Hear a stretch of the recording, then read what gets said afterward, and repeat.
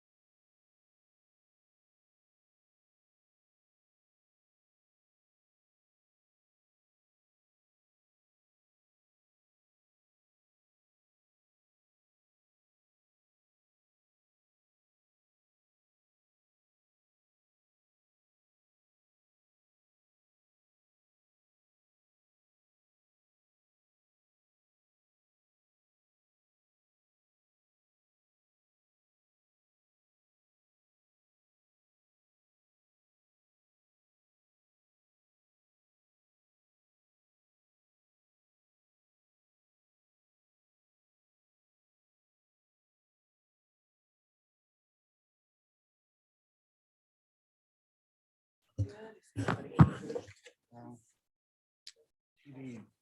All right, I'm giving people just another minute to get logged on in case there are some people out there joining at Straight Up One in virtual format.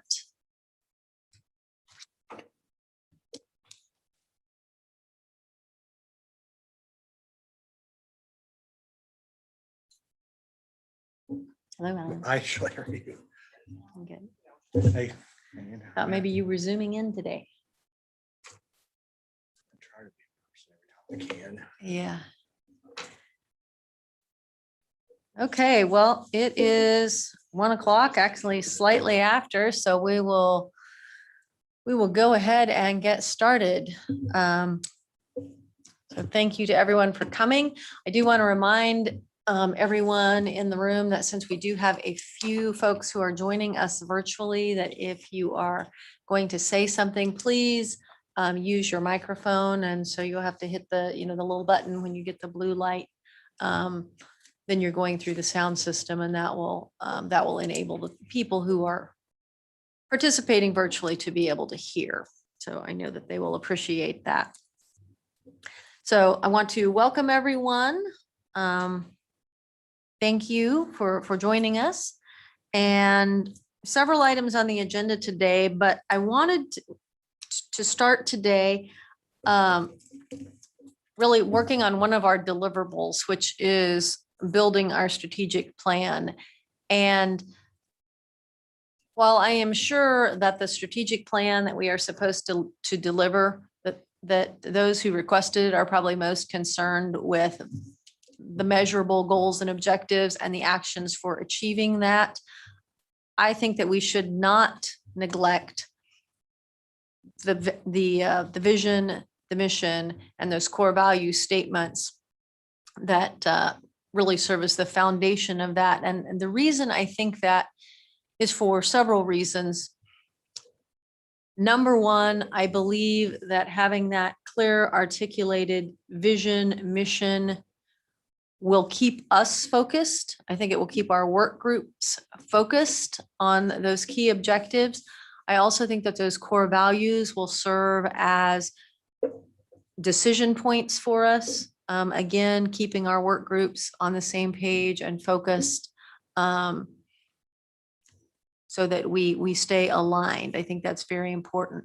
And the other reason that I believe this will be very important for our work is that as we go forward, bringing other people in as ad hoc members, as we begin to talk about the work that Advantage Kansas is doing in a broader community, we need to have a clear and consistent message that we're sending to people.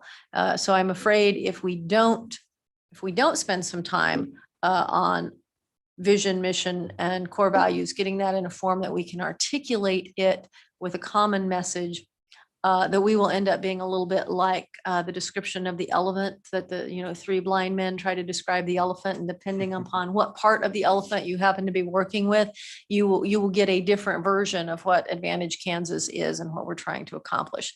So in the spirit of going slow to go fast, I think that spending a bit of time on these elements will serve us well as we go forward. So I went through and looked at the executive order that created our group, and we have 3 deliverables. We have the strategic plan. And so, as I said, to me, the complete strategic plan does include that clear vision and mission, and core values are a part of that.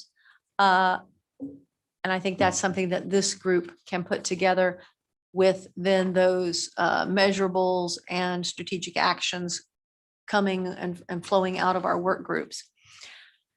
The comprehensive assessment of state and federal funding resources that are tied to workforce development, education, and training. And so that is to come.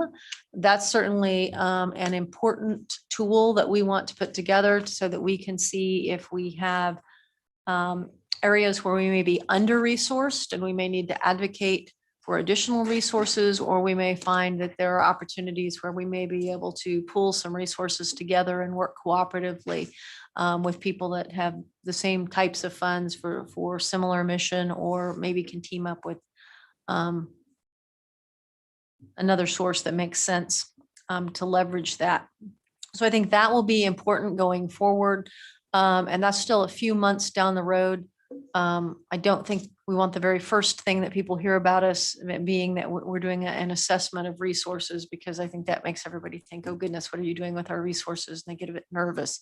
And certainly that's not our intent.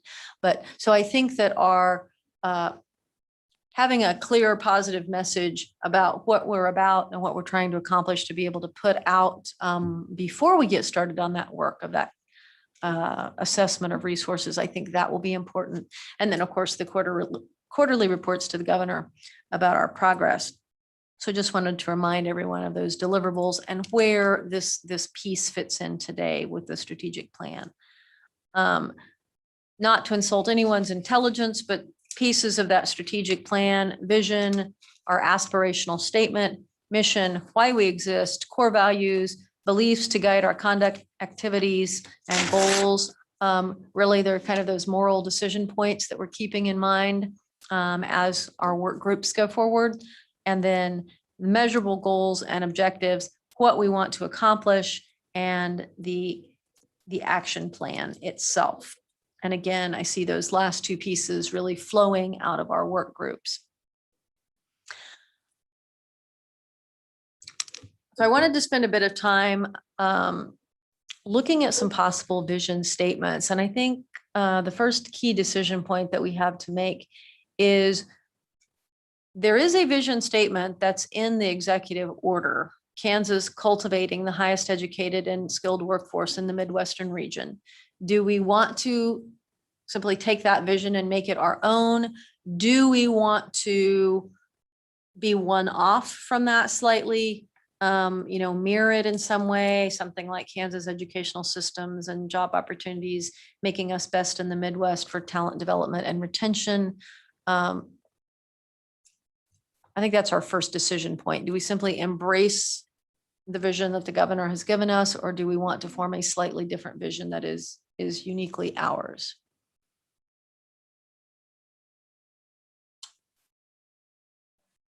Yes. Yeah, I would have some just some thoughts on that. I think that our work is slightly broader. The Opportunity Kansas work group is actually focused on how do we what's the some intentional job creation, whether that be with intentional job creation through entrepreneurship, whether it be with small business, or whether it be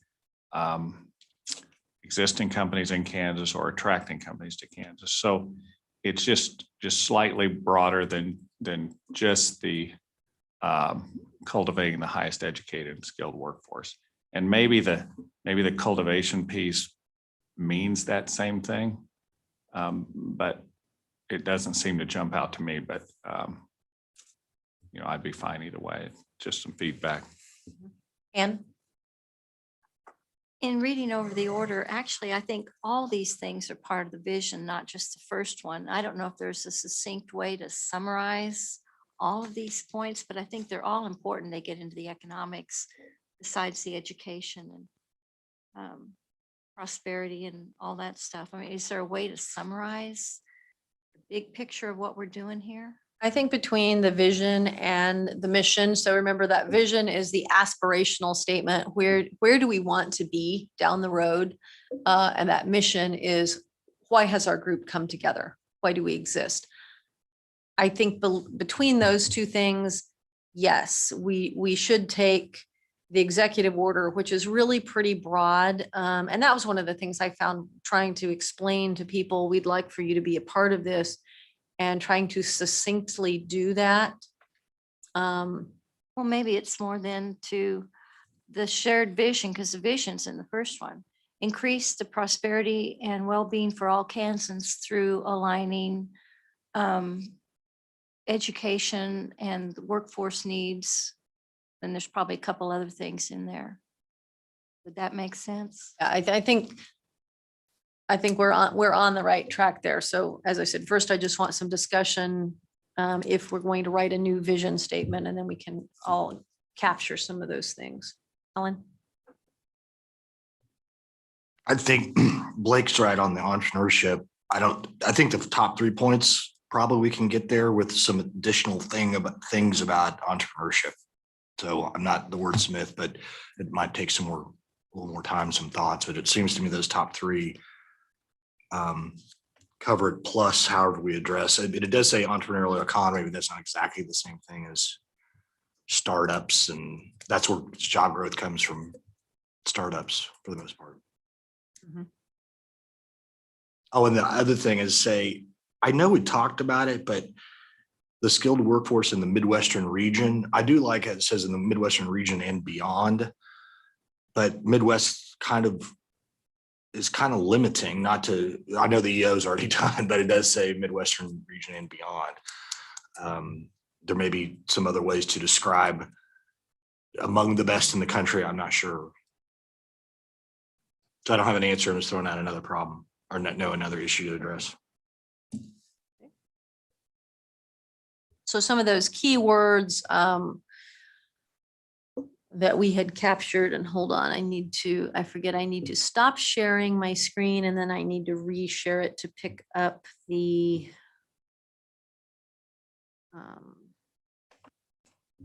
Word document.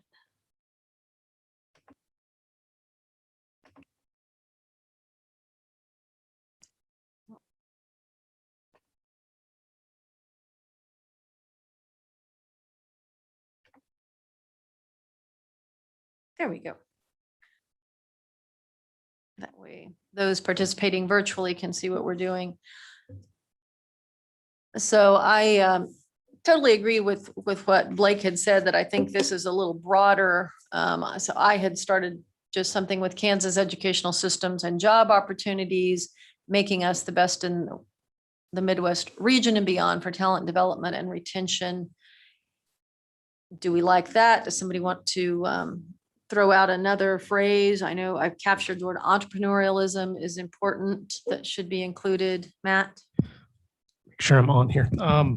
I think that's right. There's a phrase in here that I wouldn't want to lose, and it's in the same third bullet here around vibrant communities. That there's an aspect to this that goes beyond just job.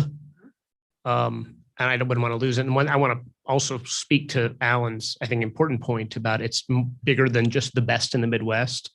I think choosing the best in the Midwest gives us less wiggle room to claim victory. But if we are the best in the Midwest, I imagine that we are among the best in the country. So I think we get there even by sort of planting a flag as best in the Midwest. When I think as somebody not in this work day to day, not in this room, would hear best of the Midwest and it would resonate. They might feel among the best in the country feels like we're looking for a cop out. Madam Chair, Yes. a couple of thoughts. The Advantage Kansas Coalition, which is a committee of the Governor's Council, spent 18 months creating this guiding document for this group. So I would encourage us perhaps to enhance, but not to start the work over. It may be advisable to establish a small working group who can improve upon the vision as it's written. But a lot of time and thought was put into the wording in the details document that I would hate for us not to recognize and Go back advance to that. forward.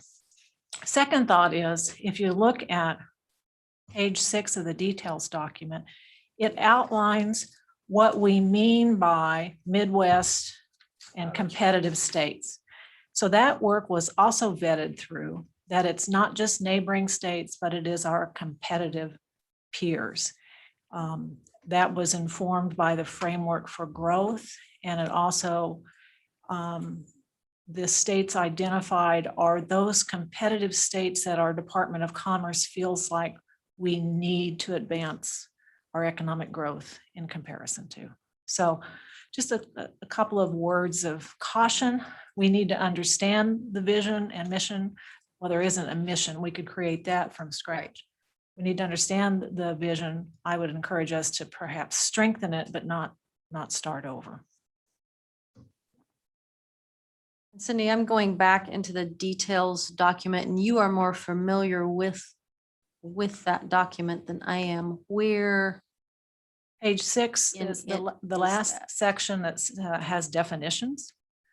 And the attempt of the Advantage Kansas Coalition was to define what we mean by certain key phrases and terms. And so it starts with attainment, talks about There it is. internships, and then moves into Midwest peer states and lists those their Midwest peers and their competitive states. So you'll see states like Georgia and Texas and North Carolina. You think those are not Midwest, but they are our economic competitors according to Commerce. okay, I am. Here we go. If I can get that big enough that there people can see it.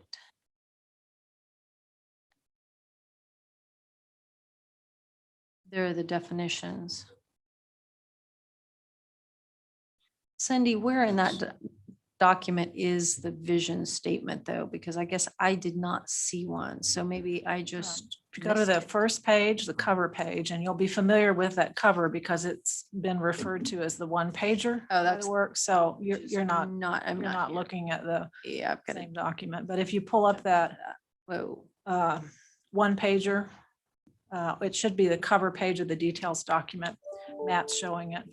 The vision statement is on the right, and on the left, There it is. Kansas current reality. And so I do think it bears some strengthening to talk about the business expansion, attraction, and retention piece. But again, I would caution us spending a lot of time redoing work that a group of Mhm.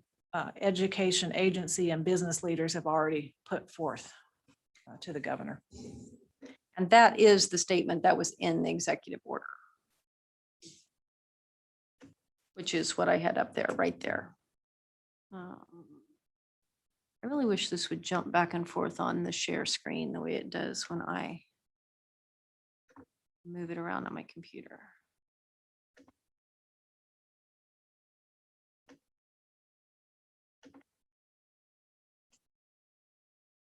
So going back to that, that is the vision statement that was in the executive order right there. Oops, good grief.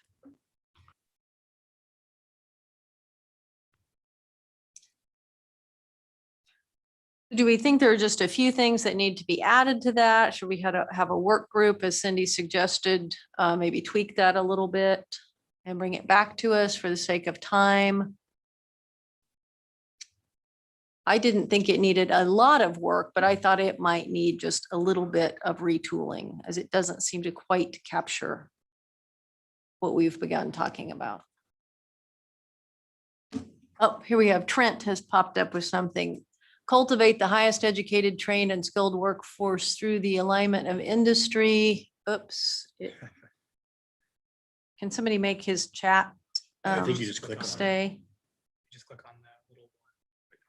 Down below there. I can't do that, Oh. so Oh, there'd be, go. there we go, Renee. Cultivate the highest educated, trained, and skilled workforce through the alignment of industry and education leading to economic growth and community vitality. I like that.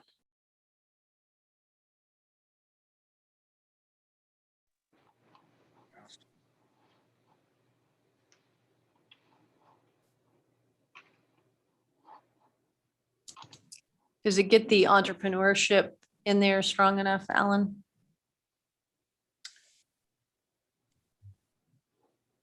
I don't think so, but Trent did that so quickly. I have no doubt that he can add something. And I think Cindy's idea of maybe a small work group, to her point that we have worked on this, I kind of Yeah, get, just to wordsmith it a I bit. forget which meeting I was in on some of these conversations. So, but I think we're probably pretty close, and given what the work's already been done, plus a little bit of tweaking, it shouldn't take much. And I wouldn't think it would be very hard for this group to get in agreement. But was entrepreneurship really part of the original vision? I didn't think it was. That's a great point. It wasn't, but it is part of was the gonna say it's in the- intentional job growth. In the and- framework. Yeah, yes. And so it's in the framework for growth, which these are tied. And to your point, I think the thought was more business expansion, attraction, and retention, of which entrepreneurship is a It's part strategy. of it, So yeah. But I'd like to say, I think that's a strategy to get us to the expansion, but I don't think it's what's the right word, a thing in itself, But I like what Trent wrote. I think it covers the bases, and some of these other things Mhm. might be in. I think if we goal. One of the just- goals could be to expand. Absolutely. entrepreneurship. Madam Chair. Yes. I think in that first line, that increased prosperity. If we kind of, on the vision, talk about the prosperity piece, that kind of takes in all of it. And on the mission, we can start, Yep. fleshing Flush it out a little it more. out. Well, who would like to be part of a work group to just wordsmith that a little bit? I don't think we're that far off from where it is now, but I don't think it completely captures everything that we've been talking about. I'd like to volunteer Trent. Seriously, he's skillful in words. I'd be glad to help him. And I think perhaps Dr. Flanders, maybe your voice would be good. Okay, so you have Trent, Cindy, and Blake. And Kelly, have you captured that chat comment? Thank you. All right. Really, my thought on where I wanted to spend some time was then looking at our mission, which is looking at the executive order, which is why I gave you all a copy of that over on part 6, where it outlines the work that we are to do.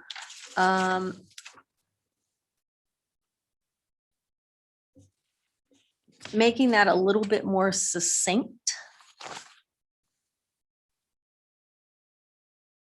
If we can boil that down to a sentence or two to guide our work a little bit better, the kind of thing that we remember what we're supposed to be doing, so it's not so broad that it gets away from us, that it's easy to give that 60-second elevator speech when we're telling people about our work.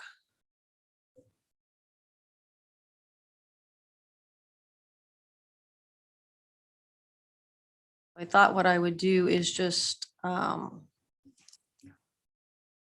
I wish this was a little easier to jump from one forum to another.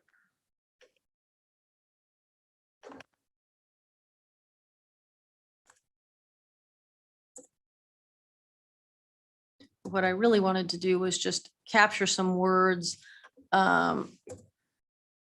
looking at the executive order. What are some key tasks that we see that really are central to our mission? And I thought I'd capture those words that you're seeing in there, and then we can put that into a more concise mission statement than what's here in the executive order, as it's basically a page, which I think is a little too lengthy. Or maybe we just synthesize it down to some even shorter bullet points could be another way to accomplish that. I'm not that skilled in this area of facilitation, but how many bullets does a mission statement usually have before it gets too wrangly? 4 or 5? Yeah, I always think if it gets over a couple, 3 sentences or, Yeah. more than 6 or 7 short bullet points, that it's too much, which is kind of where I would put. Yeah. Not to mention, a few of the things are not really, it's not really our mission, they're deliverables, because in section 6, you have the resource assessment, the comprehensive resource assessment, you have the quarterly reports to the governor. So there are a few things in there that, while they are things we are to produce, I don't know that I would call them why we exist. Maybe again, we can go back to basics, what we were already given. They boiled all that down into 3 main categories of action. Why don't we just use those? We could.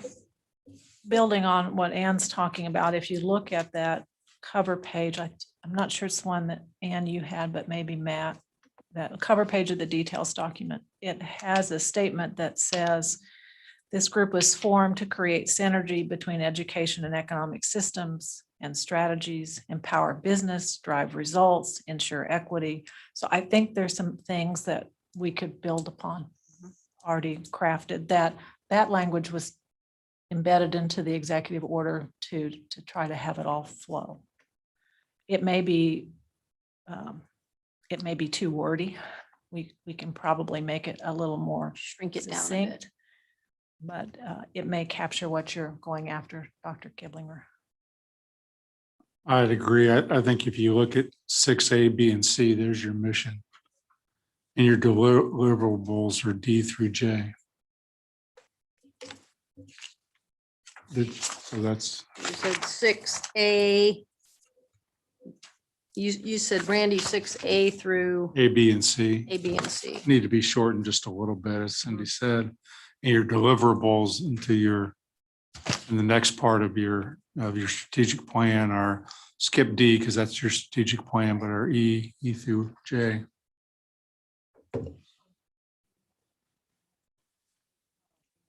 I have it. I'm looking for it here. Here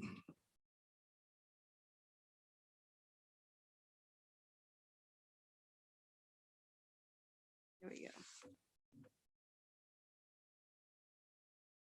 Cindy, is that what you're calling the cover page? Because that's, Page of the details document that we shared at the last meeting. I don't know, maybe I don't have the electronic version of it think because I keep trying to Let me pull it up, but I'm not. Called details document. getting It's it. called concept paper. Concept. That's right. I'll resend it to the group and that way everybody will have it.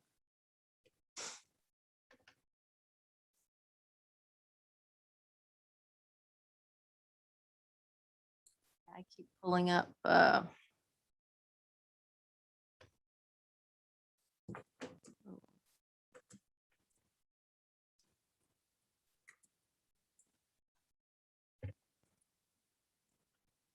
I don't know why I don't have that exact document saved, and maybe it's just what I've called it.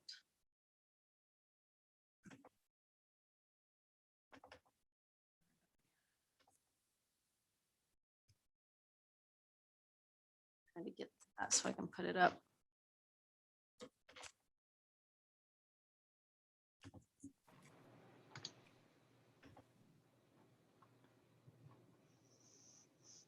Shelley, I have it. Do you want me to share my screen? Yes, would you please? Because I'm struggling with my technology here to get to it and get it put up on the screen. I'll need permission to share. Nay, can you do that, please? And we want the concept paper shared? Or Yeah. the, okay.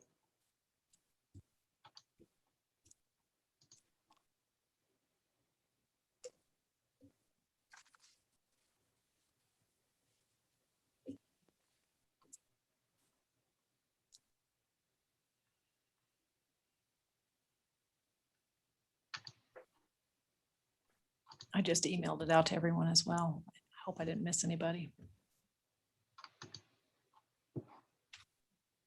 There we go.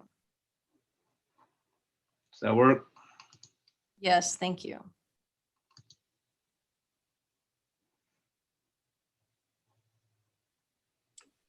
So you can see right under the title, the efforts of the coalition to summarize the sections A, B, and C that Dr. Watson pointed out.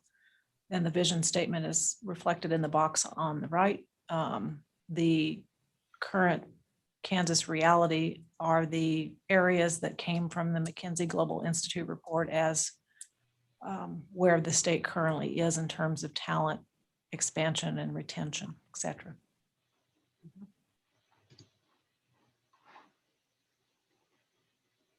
That would make basically the section right here in the center you would say that's our mission? I would see those as strategies to accomplish the mission, which is that language to create synergy, and then the vision with some enhancements as our aspirations. But frankly, others may see it differently.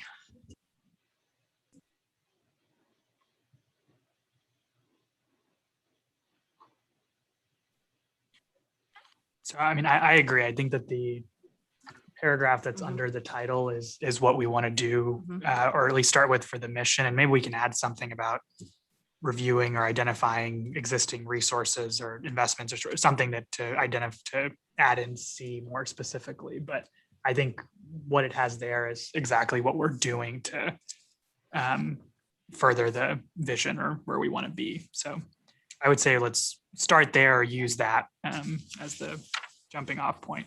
Yeah, I agree. I think it's very close, but maybe missing the identify resources piece. Would that be something, Cindy, that is your work group makes that final tweak on the vision to incorporate C, 6C into that statement? Sure, be glad to do that.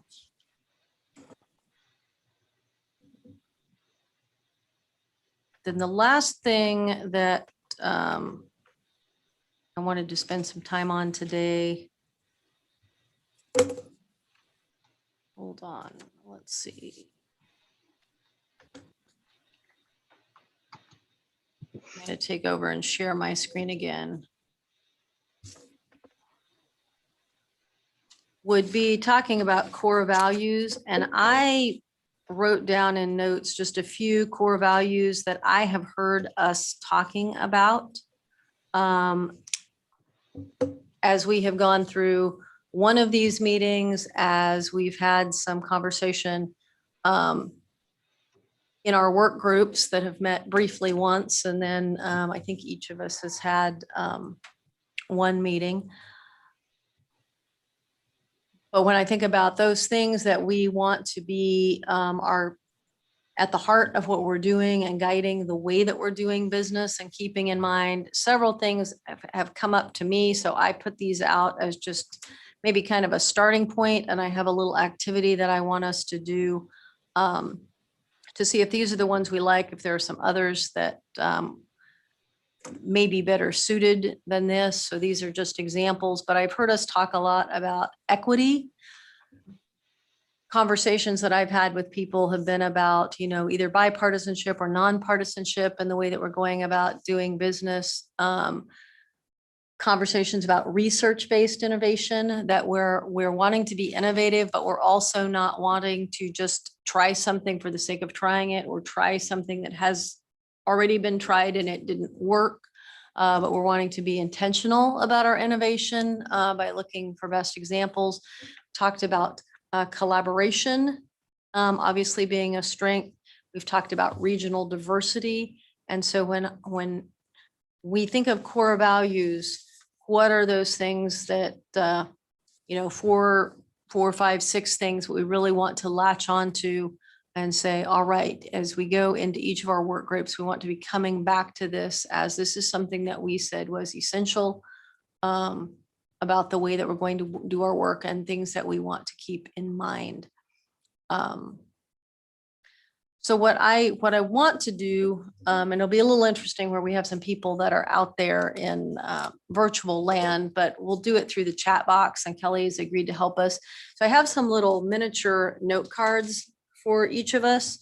And so I thought you could take a little note card and you can put a single concept that you think should be a core value driving the work in our work groups on these little cards. And you have 9 cards. You don't have to use all 9 cards, but you have 9 cards. And simply put those things that you think should be core values, one idea on each card. And then we're going to go over there and put them on the table and do a card sort activity where we just kind of group them and see what we've come up with. Kelly's going to do the same thing for those of you who are out there virtually. You in your chat box can just put a few words that you would like to have on a card, and Kelly will actually add them to a card for you so that they can join the tabletop exercise here. So it won't be as participatory as I would like for you who are out there in virtual land, but it is a way for you to get your ideas brought to the table. So any questions about what you're doing with your little mini note cards? And as I said, you do not have to use all 9 cards, and please only put 1 core value per card.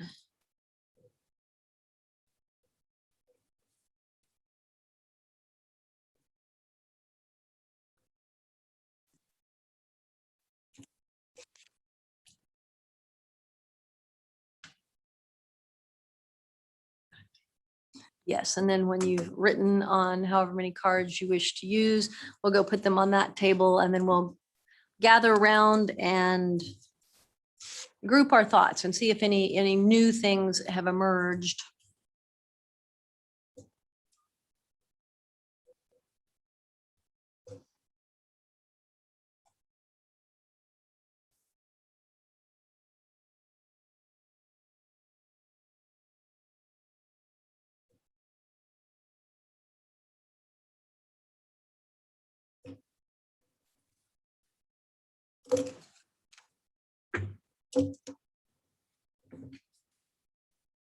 As I said, when you're done, you can just take your cards, come over, we'll put them on the tables, and then the table, and when we'll organize them into like piles and groupings.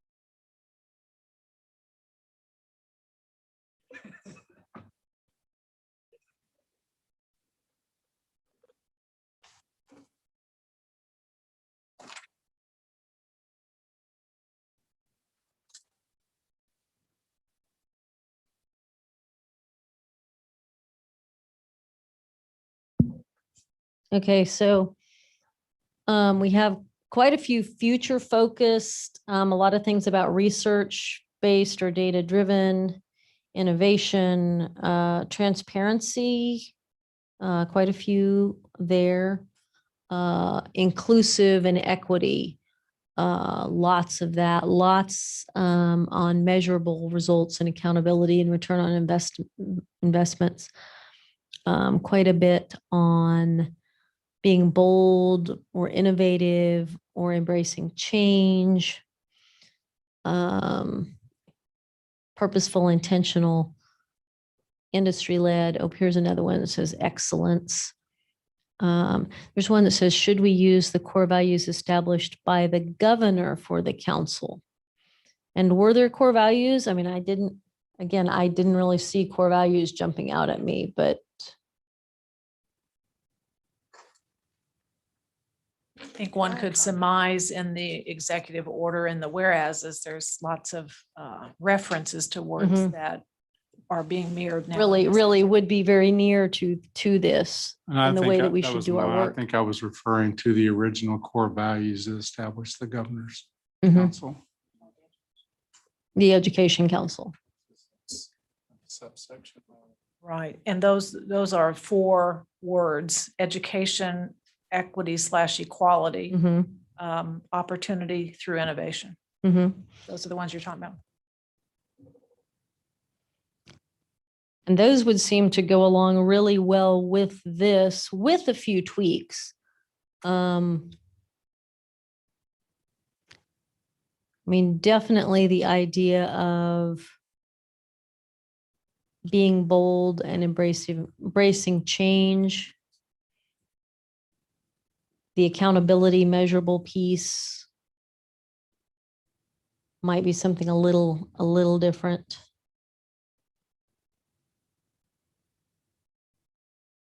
Future focused. I don't think there's anything at all wrong with those words that we had that you shared.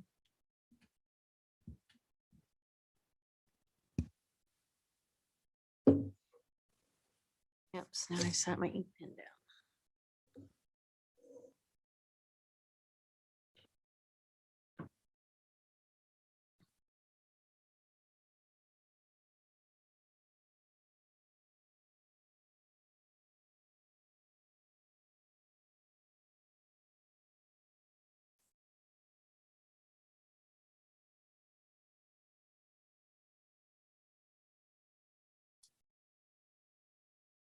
Randy, those words that were the core values of the governor's council, you give those to me again. I think Cindy has this better than I do. That's right, Cindy. I'll be glad to tag team Randy. Education, equity/equality, opportunity through innovation.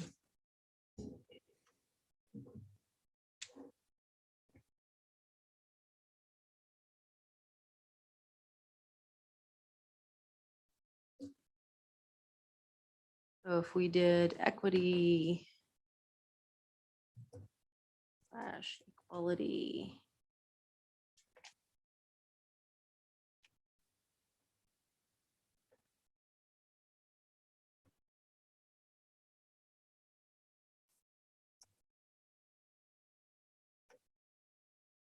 Education.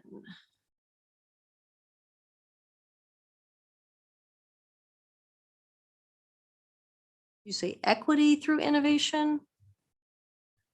Opportunity. I was like, I can't read my own writing.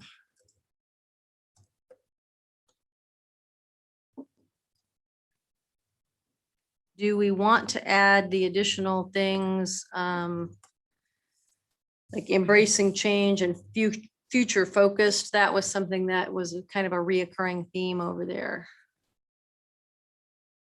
Or do we just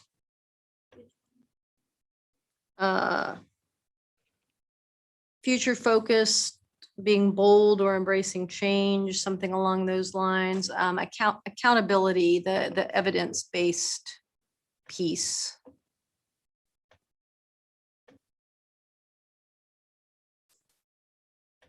I would say yes to the future focused or sort of being bold. I think the idea of being sort of risk aware but not averse is very important to the work that we're doing. If we want to sort of change systems for the better, it's going to be has to be sort of an honest, transparent, collaborative environment. So I would say that future focused piece or something about being bold, I think is very, What about bold future focus? yeah.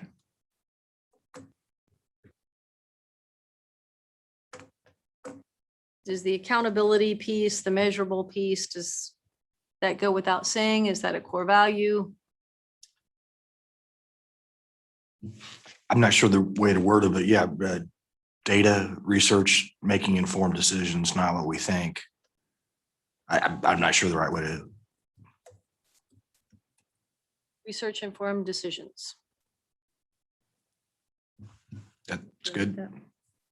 Shelley, I think you noted this on a couple of cards. And I know it was a strong point as we've gone through each of the various iterations that got us here, which was the need to make sure this is led or focused from the industry and business side, that it can't just be the education world talking to itself.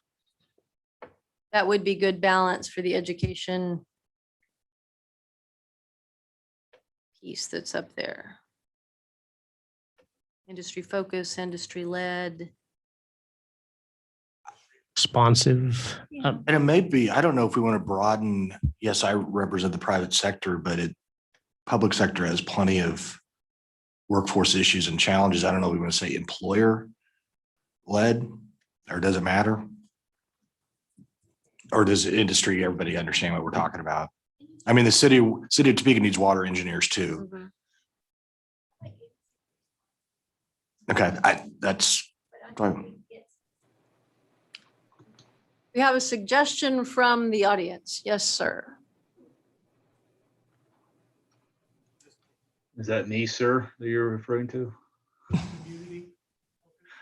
I just to comment on that one, on the employer versus industry. I know one thing that we were intentional about with the framework for growth was to focus it on those industry sectors, those businesses that are net importers of dollars into the state. So that importation of dollars was important for us. And therefore, we were not focused on, let's say, government sector, and that's why you don't see healthcare in there. They're huge economic drivers in the state from an economic impact, but they don't grow our economy. So just put that in there as for perspective. Great reminder, Trent. Good point. Trent, do you have a suggestion on how to word that succinctly? If I did, I wish I did. Because it's a difficult concept to discuss and explain in certain settings, especially. So we'll need to work on that. Shelley, I also think the industry piece, I think it captures the public side as well. But I think industry more than employer, because then we capture both the employer and employee needs in that when we say industry or some, however Trent is better wordsmithing than I am on this. Whereas we say employer, it says just one of those two. Right now I have these 7 things: that equity, equality, education, opportunity through an innovation, bold future focus, led by industry needs, research, informed decisions, and that we'd be responsive to economic drivers. Does that capture the key things that we value and want to be keeping in mind as we do this work? I'm thinking about, it maybe is captured in responsive, but it is the expectation that we do something and we move quickly. So I'm wondering how we might capture that we're nimble and that this is making impact soon. We have an urgent situation, not only with coming out of the pandemic, but also we were not in a good place before the pandemic. So I'm trying to think about the urgency of Yeah, I think several. moving people think forward. About that, because they have. Yeah, there were several. Yeah, there were several that put in different things, but yes, intentional and we can be intentional, but we can take 3 years to do something intentionally. I like think this the idea of a business sense of community wants us urgency. to move. A sense of urgency is good. I agree, Matt. So there's something about a sense of urgency or a sense of urgency doesn't seem strong enough. So urgent, I'm sorry, Act with urgency. act with urgency. I like that. Act with urgency. I like that.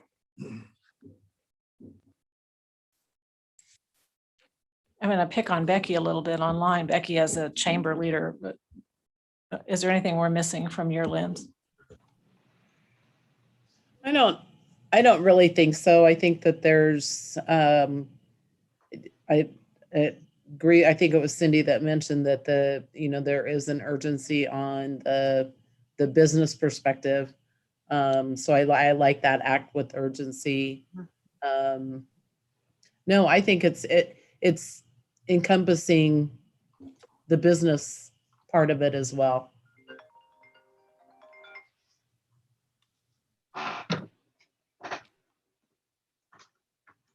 Chairman. Yes. Yeah. So one thing I was thinking about, just to kind of filter our work, it might not be a core value, but we've really got to have scalable system-based solutions. I thought about what State Board Member Moss said at one of our early meetings on concurrent enrollment. She said, we need a statewide solution. So that's because we could study these boutique programs all day long, and there are a lot of good programs doing good things at 15 or 20, and they're just impossible to scale, and so you can I've been on groups where we spend a lot of effort highlighting those, and those are like 1,000 flowers blooming. They're good things, but if we want to really move quickly, move the systems, then you have to focus on scale. I would add to that sustainable solutions. So scalable, sustainable solutions, that's what we're after.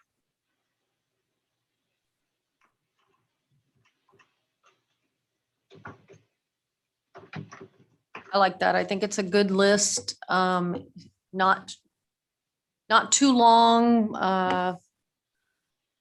but really to the point. I think that can really guide our work and be a point for decision-making that we can all hold each other to in our work groups to come back and say, all right, is that scalable? Or gee, are we taking too long? How do we push this forward faster? Have we included business and have we included industry? Are we thinking ahead? Are we thinking about equity and equality, both, racial, economic, regional? I think these are some good values that can guide our work as we go forward. Any other questions or comments?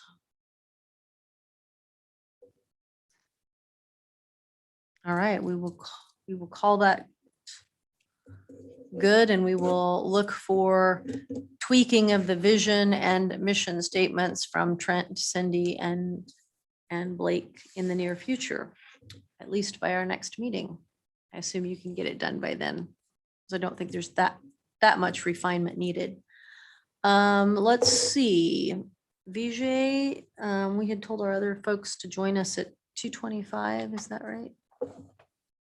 So I think Amanda from NGA is going to join at 2 to be ready to present Okay. at 2:15 or I said 2:15. So Okay. whenever we're ready for them and they join. Well, I did have a break scheduled, so we've worked through this faster than I had thought we might, so which is a good thing. So let's go ahead and take a short break now and be back in 10 minutes, and by then hopefully they'll be on and ready to go.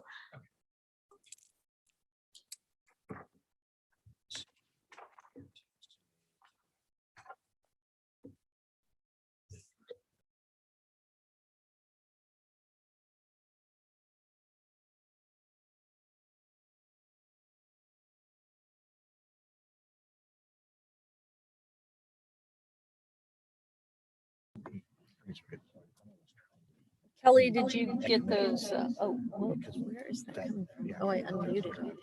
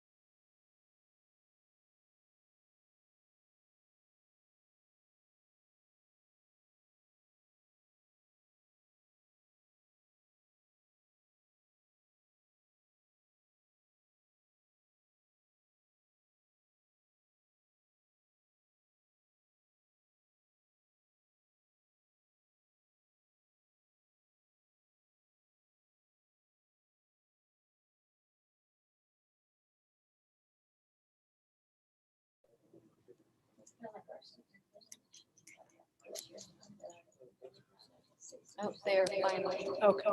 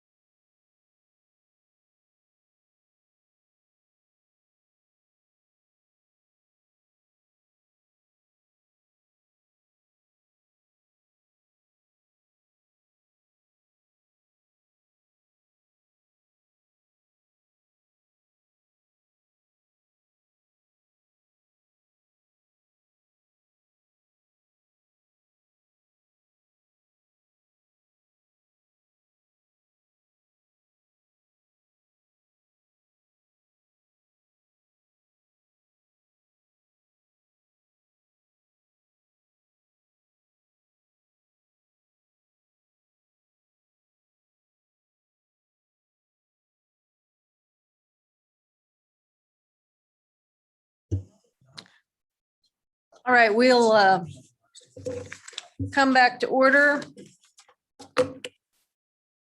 And I'm going to let Vijay introduce our guests from the National Governors Association.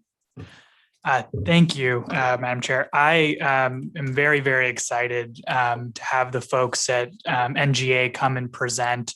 NGA has been sort of an invaluable resource to our office and to offices across the country to provide really incredible, nonpartisan, very data-focused work that helps us and everybody, including our councils and sort of our stakeholder groups and everybody sort of do the work and help a lot of these councils move forward and get the information that they need. So they always work on a quick notice and they always provide an incredible product at the end and presentation. So we're really excited to have them. And today we have Amanda Winters from NGA's education team ready to present on some of our work-based learning ideas, but also sort of larger structures and systems related to aligning business and education. Hello, everyone. Thank you so much for letting me join today. I'm going to take a moment to make sure that I can share my screen. And if that works for you. And let me know if that shows up okay. Yes, we can see it. Thank you very much. I appreciate it. It's hard to tell in this virtual world in presenting whether or not I'm coming through when I need to. So So that's great. Thank you so much. So I'm going to dive in. I only have, I know, a small chunk of your time, and I appreciate the opportunity to be able to jump in and assist with a small piece of your conversation today. So really took the questions that Vijay sent over and put together some thoughts for your consideration around leveraging workforce and education alignment, and some opportunities that we're seeing that states are exploring, and some models that might be worth consideration for your upcoming conversations. First of all, I'll take just a moment to introduce myself. My name is Amanda Winters.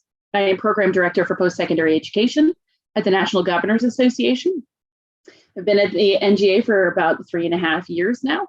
Before this, I have about 15 years of higher education experience, including working at a state university, teaching at a community college, teaching dual credit, and working at a SHIO agency, which allowed me to sit on the state workforce board. So I'm excited to bring all of this background knowledge together to support states in having the types of conversations that your council is having. I'll just take a moment to go through the required slides around the National Governors Association. So the NGA is the voice of the nation's governors, all 55 states and territories governors. We call ourselves boldly bipartisan. For my policy work, that means that we are driven by outcomes and innovation. The laboratory of policy is the work that you and your peers are doing to support residents of your state and to advance good policy and support your regions and communities. So in addition to the larger association, we have the Center for Best Practices, which is where I live in the policy space. As you can see, I won't read them all through, but the program areas are vast and across a lot of the different levers that governors pull to advance policy and priorities in their states. And the ones that are bolded at the bottom, post-secondary education and workforce development and economic policy, have pulled together some thoughts for your consideration today. So we're the technical assistance and consultative arm of the National Governors Association, and we've been working with states, no big surprise, over the past year, focused on recovery and response to the pandemic. And this has really catalyzed several of the conversations similar to the ones that you're having, which are around connecting education and workforce pathways and really leveraging every opportunity to move forward together in some of these different areas, which requires creativity, flexibility, and collaboration across systems, some of which are not used to working together on a regular basis. So it's no small task.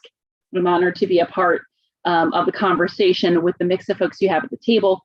I think you have a great chance of being able to be successful in coordinating together on these important topics. So I did take a chance to dive into some of the goals that the Coordinating Council has put together.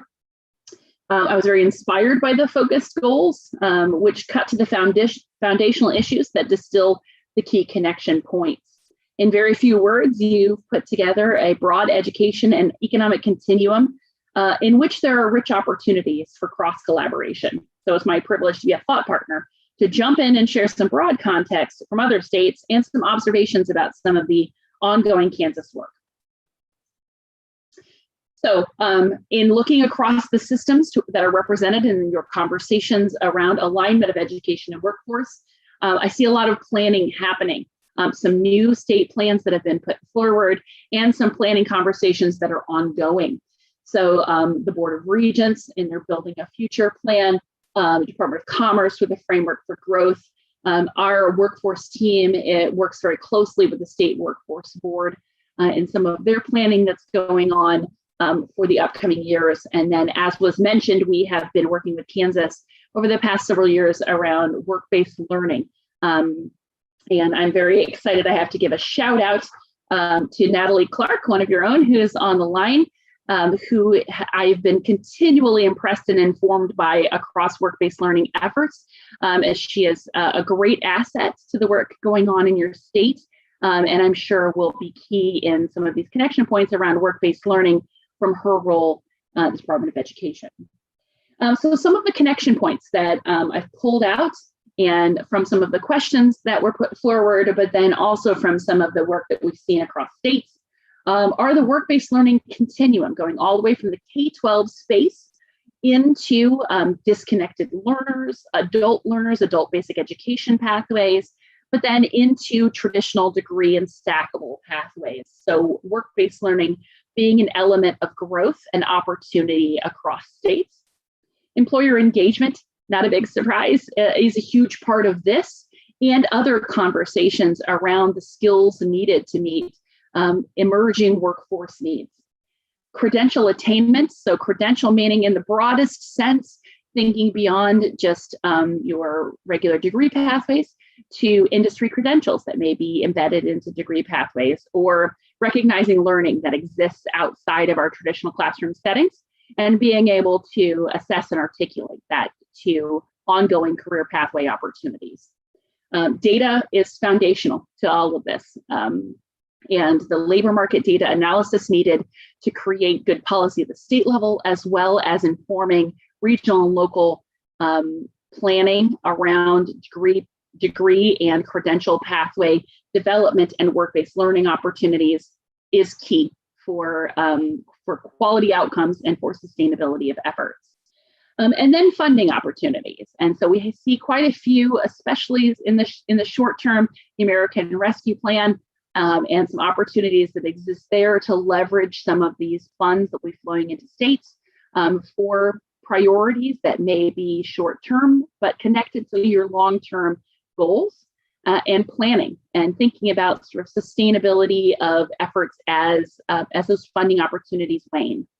So I'll jump into just a couple of these. I will be sharing, of course, these slides. They have been shared in advance, but I can follow up with even more detail on some of these examples. But I wanted to be sure to pull out a few really insightful models that we're seeing across states that we're working with around the connecting of education and workforce spaces.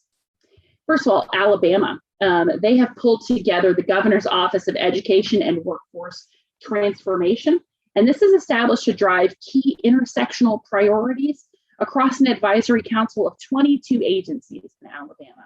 So really thinking about what is the whole continuum of agencies within a state that connect to education and workforce priorities.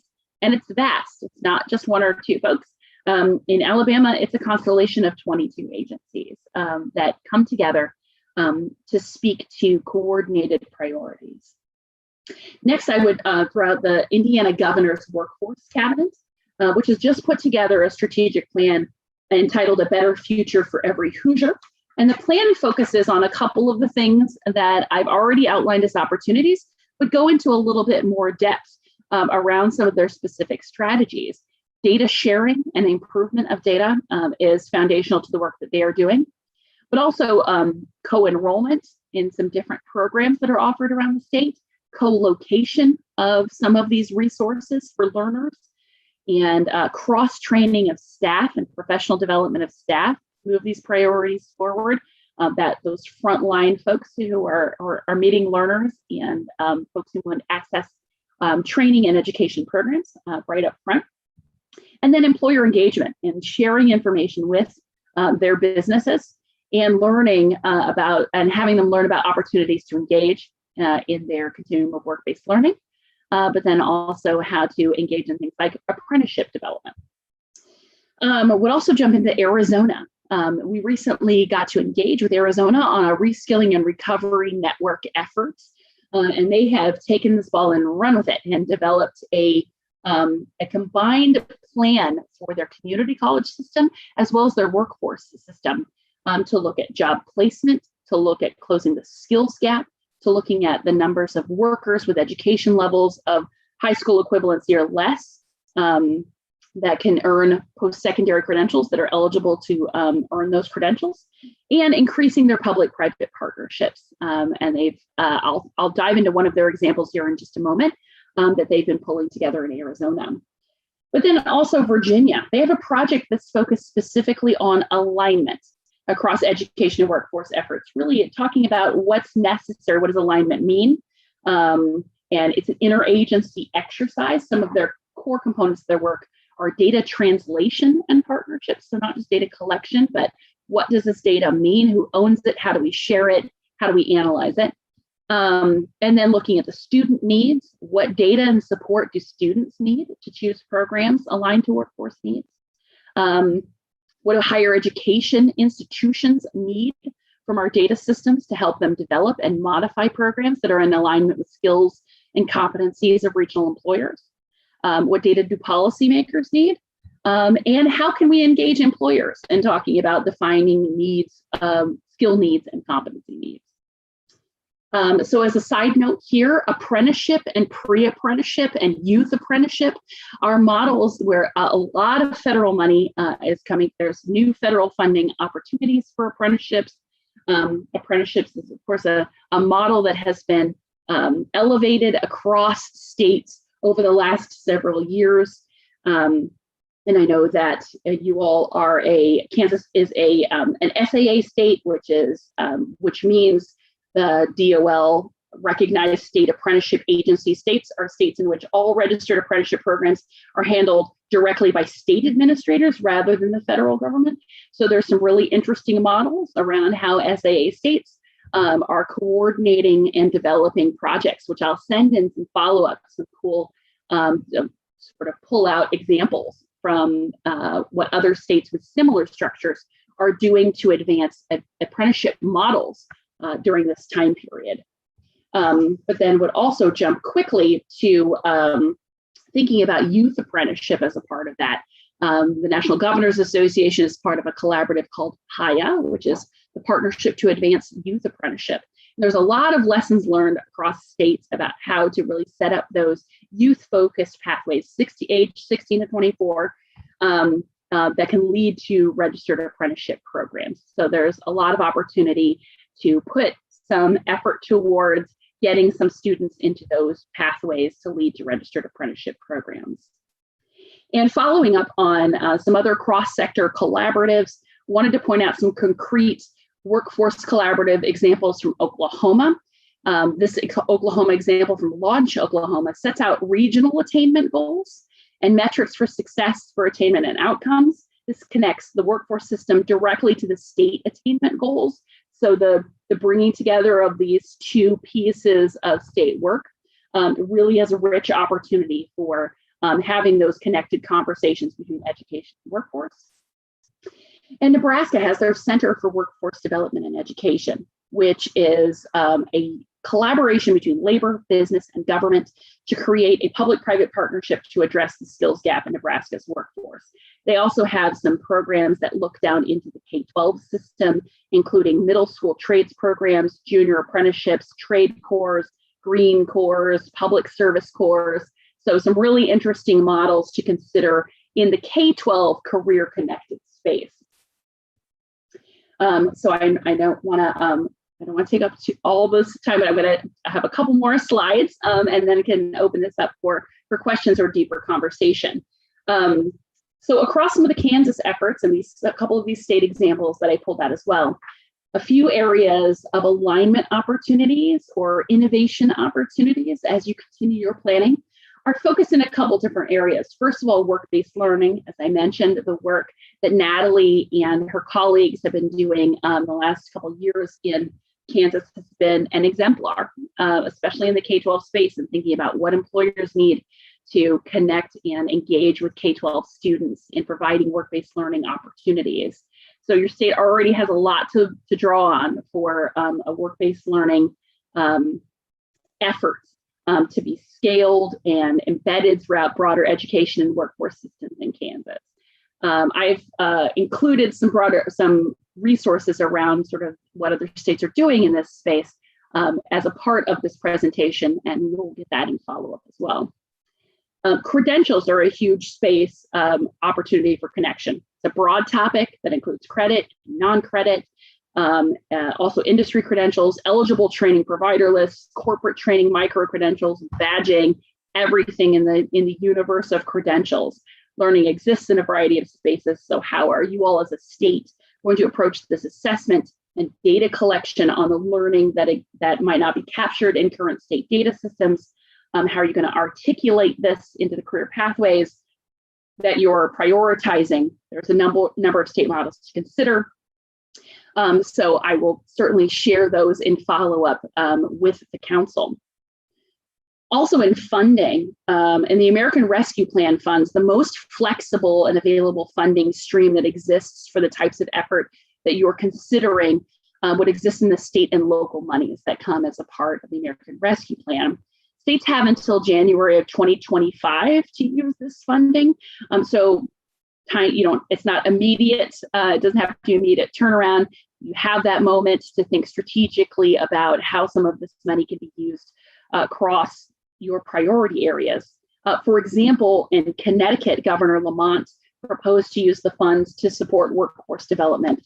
So the buckets that he's prioritizing are monies to reskill and upskill displaced workers in sector-based training programs, monies to provide job training and educational support to currently or previously incarcerated youth and young adults so that they can find job opportunities, employment opportunities for some at-risk and disengaged youth in and beyond the summertime, but really thinking about that short term, how can we get them engaged very quickly in some work opportunities? And then extending some of the operating hours of some of their system offices so that they can better meet the needs of workers and learners during this time period where folks need to get access to not only education and training systems, but also wraparound supports. And then the data piece, the alignment and coordination of data systems to better support your planning is key. Localized data is even better to understand equity gaps and workforce needs of regional employers. Data MOUs are not fun. Those relationships don't happen quickly, but a firm foundation of data that's shared across your conversations is the best way we've seen for folks to establish those shared priorities and the shared understanding of goals across education and the workforce alignment. And then a couple quick models as I end this presentation that I wanted to pull out as just sort of types of models to consider as you're thinking about the innovation space. So adult basic education, those students who do not, or those learners who do not have a high school degree or equivalency, but could be eligible for training opportunities, education opportunities through ability to benefit and through adult basic education pathways. There are some great collaborations happening in the adult basic education space, which could be exemplars and great industry partnerships. The one I put up here is the IBM Skills Build, which is focused on that adult basic education population and the building of digital skills that are needed for today's workforce. There's also some great collaborations with Amazon and with Google around certifications in a similar space. So thinking about that opportunity population, the adult basic education population, and also the way in which these partnerships could be leveraged across other populations as well. I mentioned Arizona earlier, having some interesting partnerships. They're partnering closely with Intel and rolling out some degree and certification programs around artificial intelligence that are a clear and close collaboration with Intel in the development of the skills and content that's embedded into the program and the ways in which the industry partner Intel interacts with the program, advises the program, and is planning on giving opportunities for internships or leg up on hiring considerations. So those planning are all ongoing, but those critical private partnerships that can help to craft these new programs that really speak to future workforce needs. Louisiana utilized some of their CARES Act funds to fund those short-term credentials that aren't Title IV eligible, but could be that first step on a stackable pathway, career pathway. So thinking about ways in which to use some of these short-term funds to close some of these gaps and remove barriers for people to enter some of these pathways and get them on the path and get them connected to your institutions. And then thinking about wraparound supports, things like SNAP and TANF, things that have some flexibility right now, and we have the opportunity to think about how these can really be leveraged to support getting learners back in the classrooms or in the career pathways by removing some of these barriers around food insecurity, housing insecurity, transportation needs, those basic needs supports.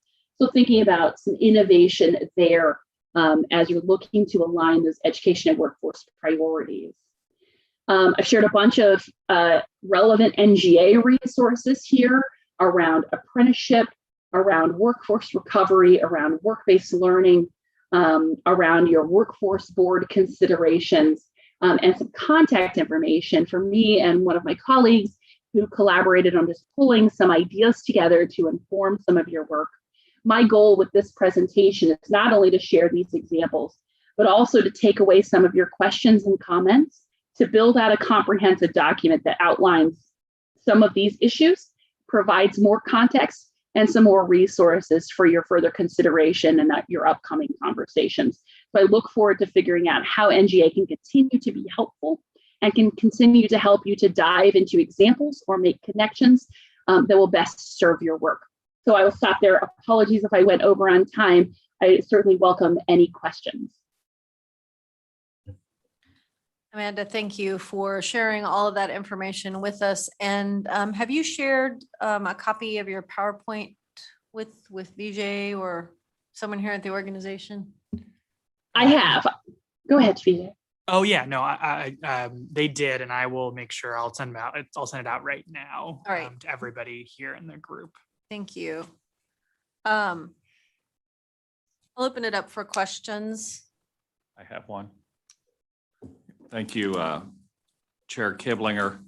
Thank you, Amanda, for all your work. I'm Blake Flanders. I'm the president and CEO of the Kansas Board of Regents, which is post-secondary here in Kansas and generally. And we also administer the ABE programs. And so we have an accelerated opportunity program that we worked with Gates to establish, and now that's state funded. So we've done some innovation in that space. My question is that Kansas historically, we've done a modest job, I'd say modest to better job of educating our workforce, but the higher the level of education, the more likely that someone is going to leave our state. And so do you have any promising practices on the intentional job creation or creating the types of jobs that highly educated people want to enter? So I think if you'd look at our profile, you see many jobs that are open, but many of those jobs are perhaps they're more transitional jobs, or they're jobs that don't pay the wages that many college graduates are able to get today, and we're losing those to other states. I didn't know if you had some practices that would focus on that issue. Yeah, a lot of states are struggling with the same thing, especially those that have really strong border cities. So I worked in Illinois prior to coming to the National Governors Association, and we often sort of lost a lot of our talent out kind of the sides of the state because of our strong, like, St. Louis and our Indiana connections. So we were struggling with that as well. A lot of states are thinking about sort of a two-pronged approach is what we've seen. We've seen sort of a training, having debt forgiveness or some sort of program that incentivizes students to stay in the state. They can be not always the best models for incentivizing that, but we've seen a lot of states jumping into the consideration of keeping medical professionals and keeping teachers and keeping folks in some of those really high priority need areas in the state by incentivizing it through debt forgiveness after graduation.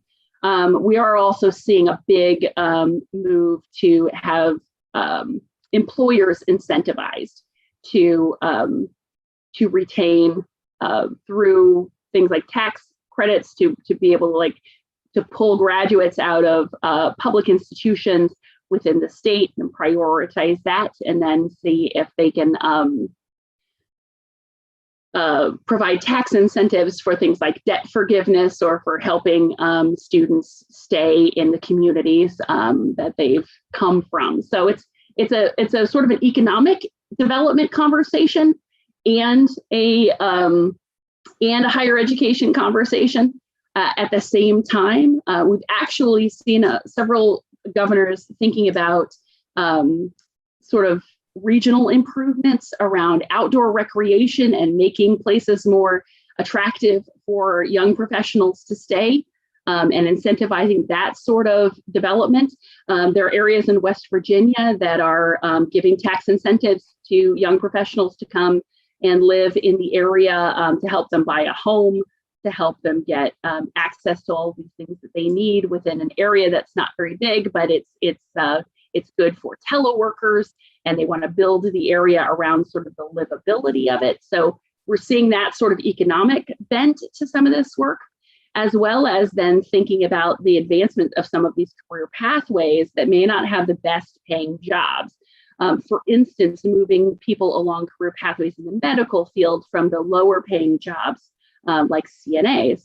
How do we actually incentivize employers and educators together to move folks through those pathways that we've set up for like CNA to RN, those different steps within there? How do we move once they get to that first step?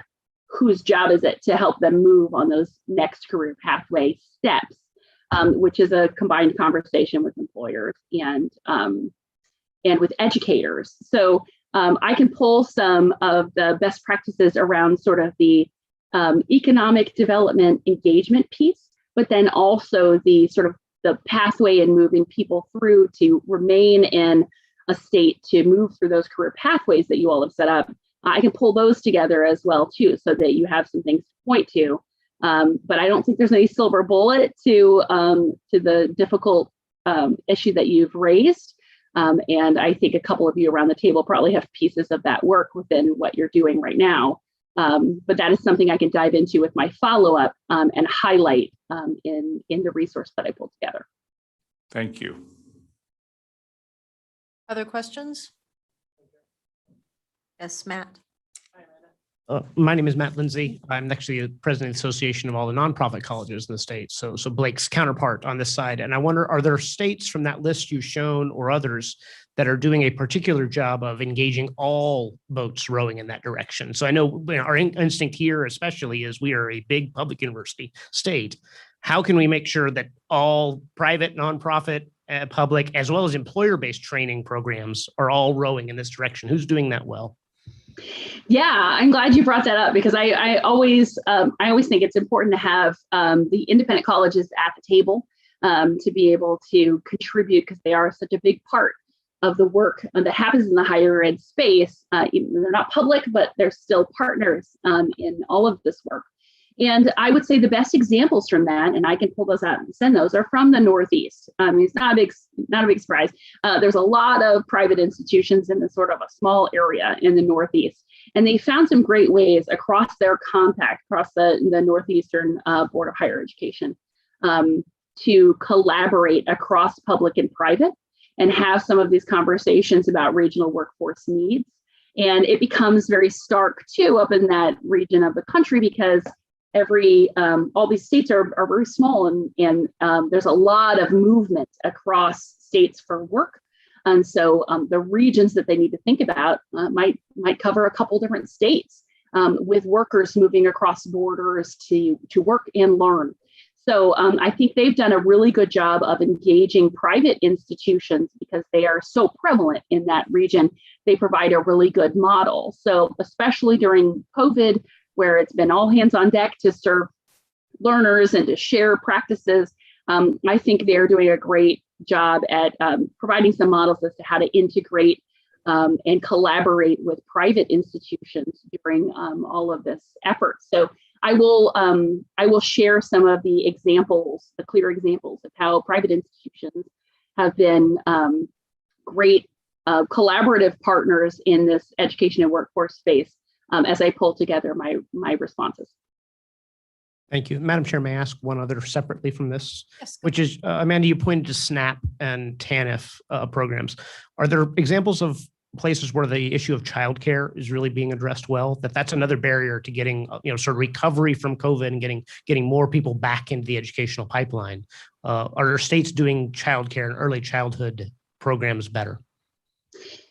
Yeah, I think everybody's struggling right now with childcare conversations, and I think what makes this really clear is that childcare is not just one. It's not just one entity that's offering childcare. Childcare is a constellation of different types of providers that have. Some are home-based providers.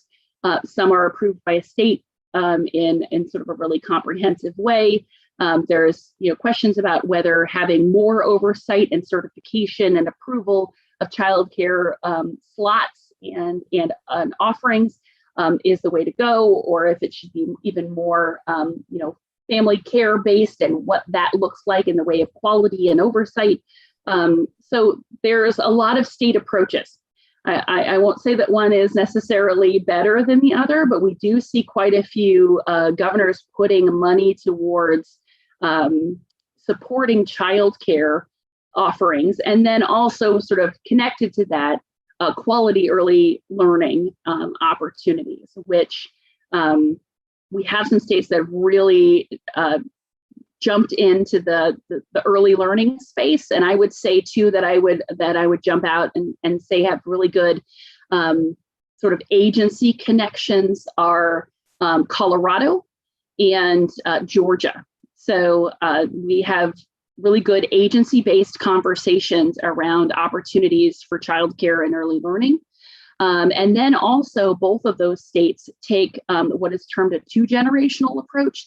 So really thinking about training and supporting adult learners and workers at the same time as providing quality early learning and childcare opportunities for the children of those adults. So thinking that attacking these two issues at once will get you the most bang for your buck, the most impact, and have the most possibility for disrupting intergenerational poverty. So I would throw those out there, and I can certainly provide more information about the work that they do in Colorado and Georgia in my follow-up materials. Thank you. Other questions? We've got Vijay. one question. Thanks, Amanda, again. One thing that I am thinking about is one of the goals for this council is to do an audit of existing funds, sort of where all of our higher ed money goes, K-12 money goes as it relates to aligning business industry or work-based learning or what have you. Have there been other states that have taken on that goal of reviewing their existing funding sources? And I guess the question is, are there been any states recently that have shifted their funding models to better be more agile or be more focused on business industry? Are there any examples or states that we can look at to say, hey, they have reviewed their funding models and structures and they've changed it in some way to achieve some of the similar goals that we're looking at? Yeah, definitely. And that can take on a lot of different forms, but there are two states that I know have done some really in-depth work over the past couple of years, and that's Virginia and Oregon. And they've really looked at their post-secondary funding models and mechanisms and created some plans based on that review. And it's elements that dive not only into things like cost of degree and where this money is going for institutions, and should there be considerations of low resourced institutions, like where should this money be going, but then also thinking about some of these funding streams that exist outside of state appropriations to institutions within a state, and really sort of those, what other things fund attainment, what are these wraparound services monies that come to institutions to support childcare systems on campus, or to support transportation or housing. So some of those things, so those elements that exist. So there is a model out there right now that's being utilized by a few states. Specifically, I know Virginia and Oregon, but there are a couple more who are jumping on there.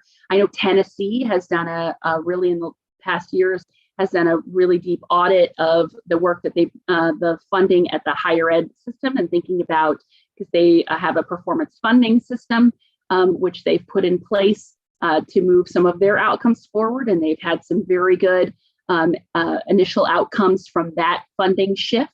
So I would be more than happy to share those examples of Virginia, Oregon, and Tennessee in my follow-up, just so you can see the different processes some of the states have worked through. So it'll all depend on sort of, what your goals would be for a funding shift or what models were on the table for you.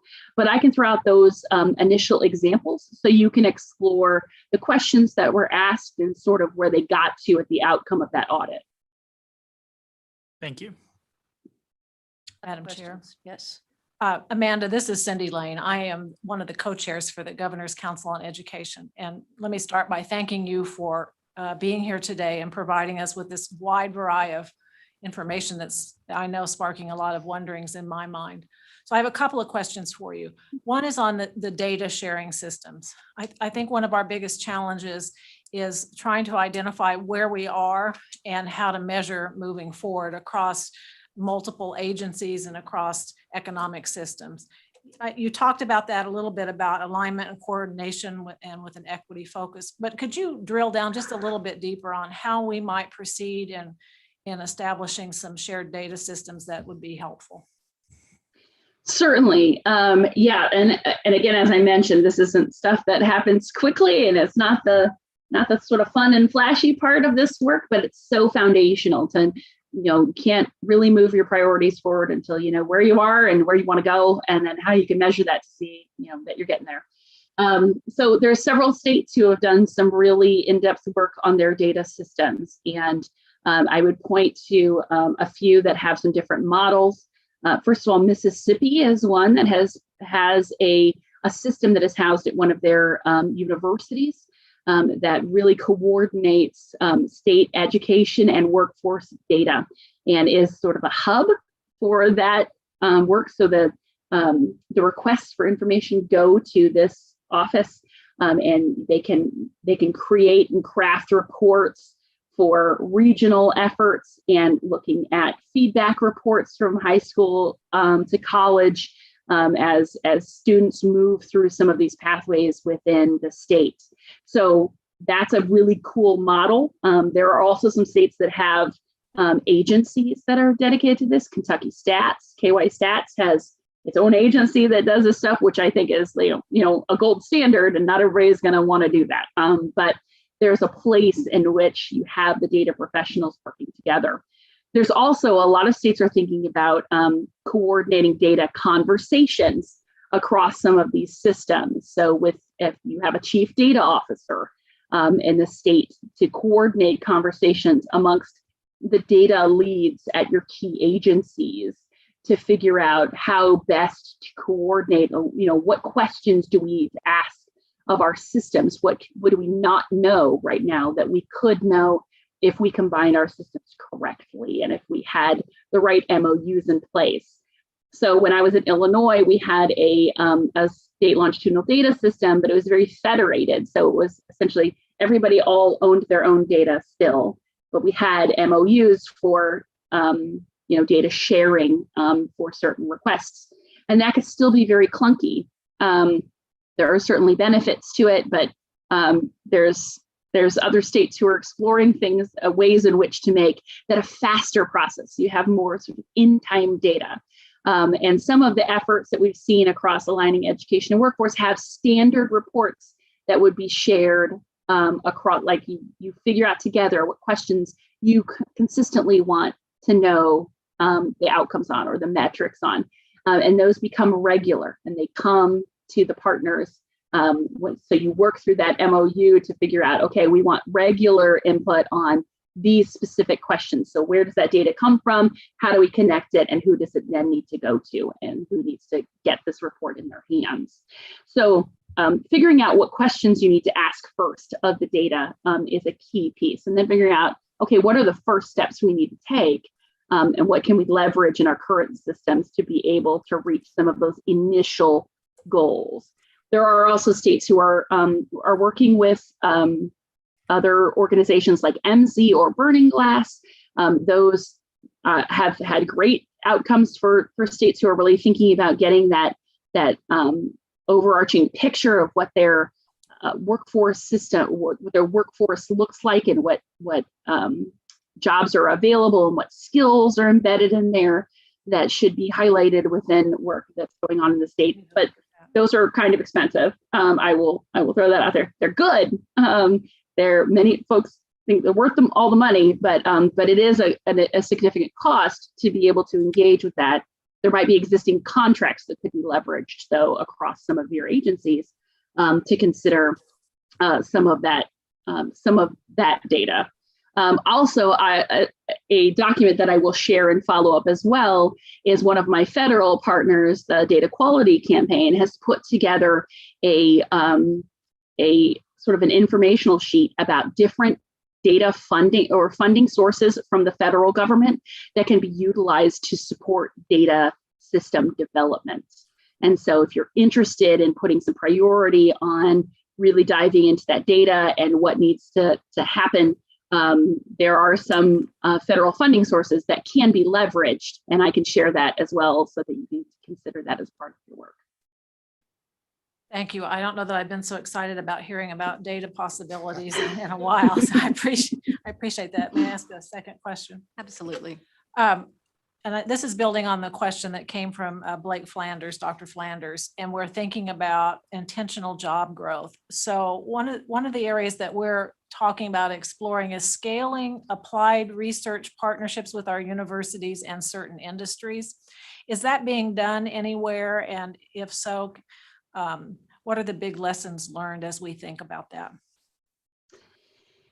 Yeah, I will say the surge of work is around sort of the education workforce alignment with higher education is happening a lot in the community college space and not as much in the university space, which I think is not great. I think what you're talking about sounds amazing. And I think there's lots of opportunities to leverage the universities and the role that they have as researchers and innovators in the space. I think it's become very obvious during the COVID crisis that universities have played a key role in innovation around testing, around response to the pandemic. So I think the time is right to leverage a lot of those areas of work for universities. There are local examples, and I think that becomes and I have a couple of those in mind that I can send to you, those sort of innovative examples that are happening in regions and in collaboration with localities. There are certainly states that are incentivizing some of those connections, but a lot of those connections are happening at the regional level. We'll say the governor's office in Illinois has been working closely with regional collaboratives for their universities. Northern Illinois University is one that's working very closely around some key industry sectors with some of their local partners, so with local mayors and boards of or chambers of commerce around how best to leverage the sectors that are emerging in the state and how the university is leading on the research side and how that needs to inform and be supported by the rest of the regional economic development career pathways that connect to that research area. So I'd be more than willing to put a couple of those examples together to share with you as well. And I do think it's an underutilized asset in a lot of the state work right now. So I think it's a great opportunity, but I do think a lot of it happens not necessarily at the state level through state policy, but it's really the state figuring out how to incentivize regions to be able to tackle that issue in collaboration with their local industry, and with partners, national partners, but really take it down to that university, that campus level. Thank you very much. Thank you. Other questions?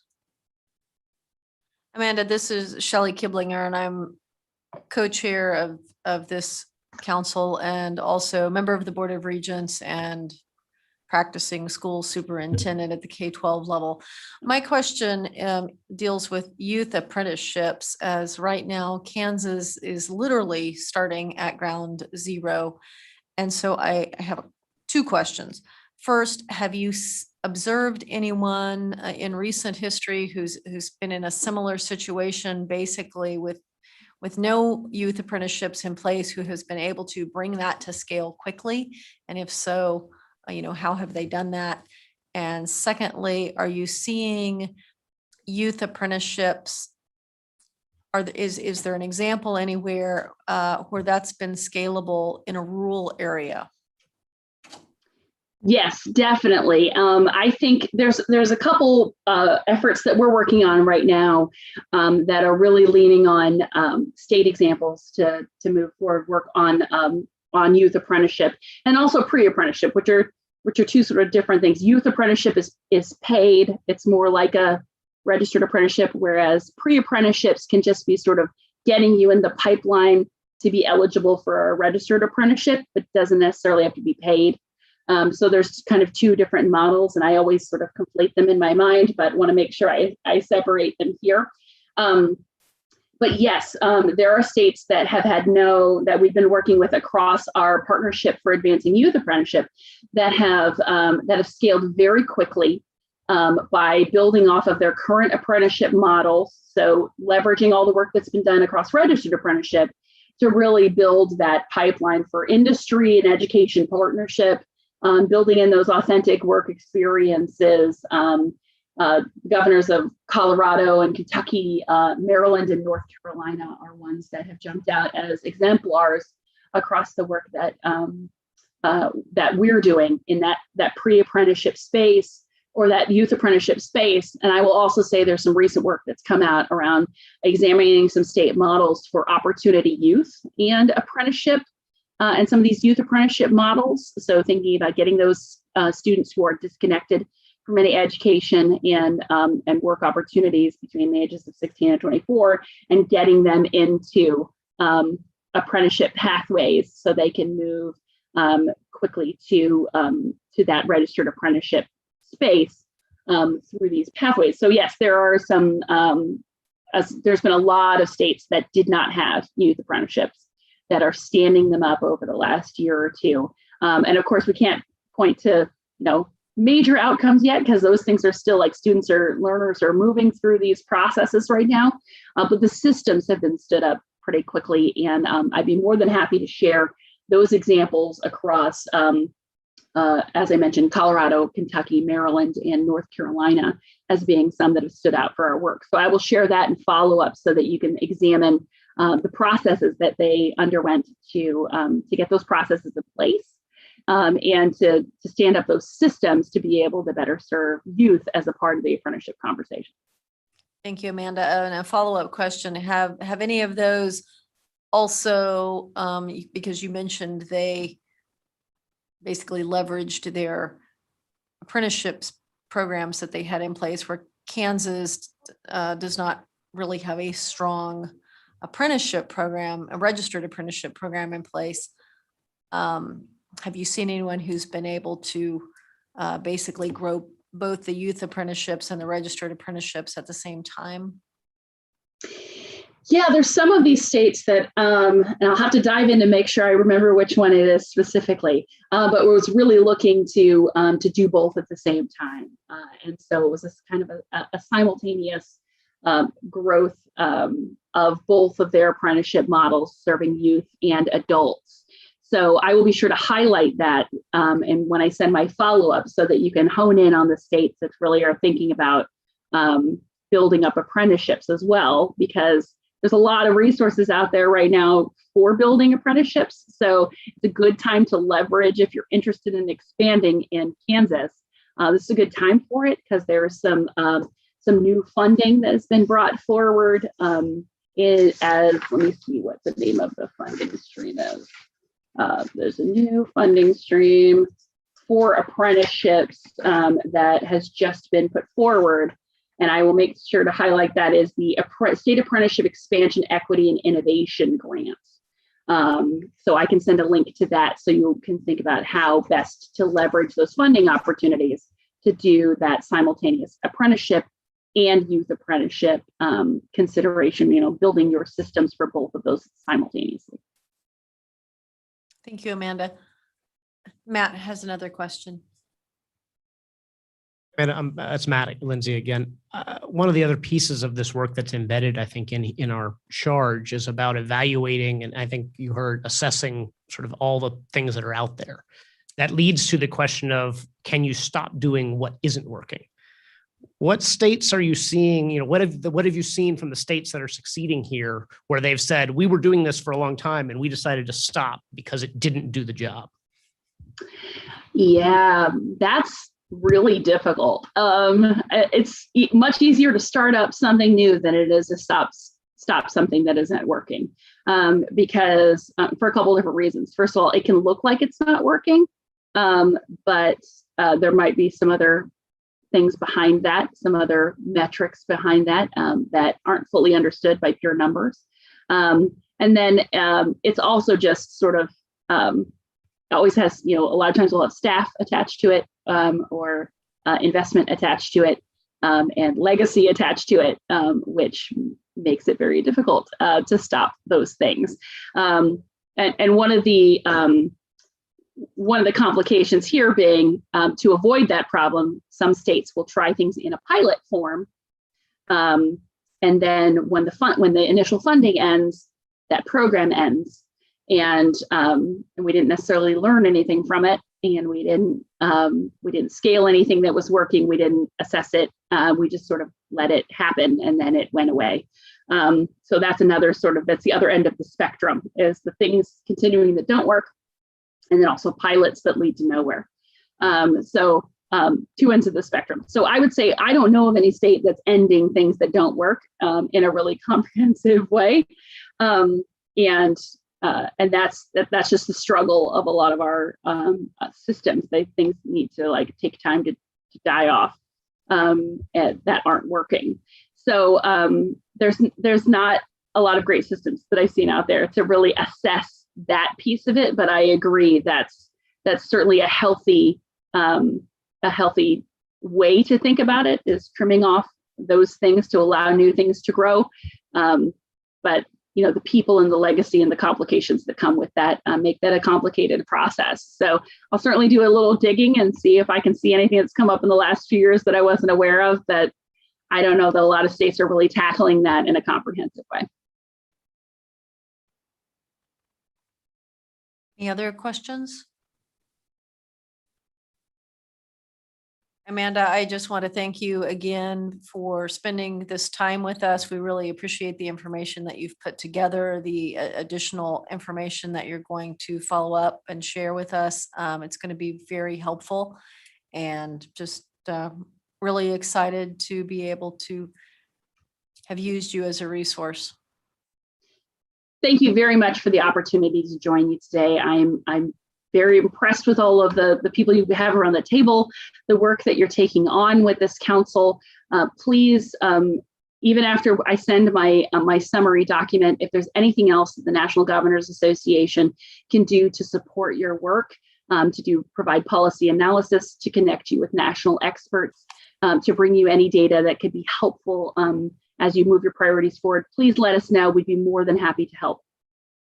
Thank you, Amanda. And if we do reach back out to you, can we do that directly? Should we do that through Vijay? What's the proper channel for that? Either way is fine. I can keep Vijay looped in. You can just copy him in on stuff, but feel free to shoot assignments my way, and I'll get my team on it so that we can get you what you need. Thank you very much. Thank you all. And Vijay, thank you for lining up the presentation. We appreciate that. Should we just hire Amanda to do the report? She's obviously really, really good. Hopefully, we're probably going to overwhelm her with questions. I know each one of us will probably want to email her.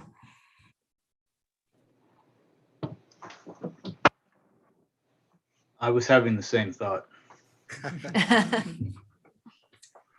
What a tremendous resource.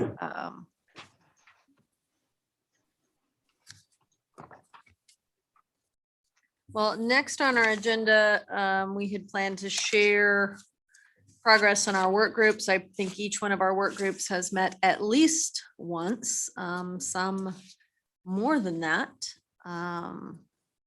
So what I wanted to do is give each of us approximately 15 minutes to share, and then a bit of time for question and answers from the others.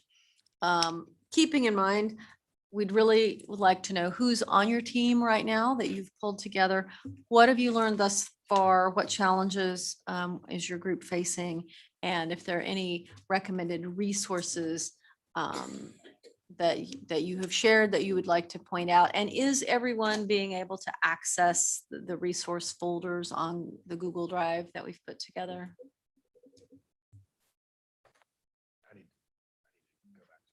Okay.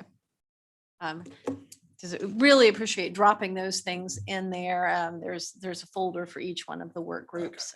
So you can organize your things, and as you find things that are being used by your group, put those in there. But then I think this is a great place at the large group meeting to point out what you have added to the folder in case there might be something there that's relevant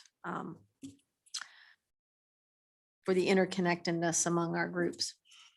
So Madam Chair, do you mind if we Yes. take a 5-minute stretch break? No, absolutely. I think we That would have help time me to think save- more clearly. Take a 5-minute stretch break by all means.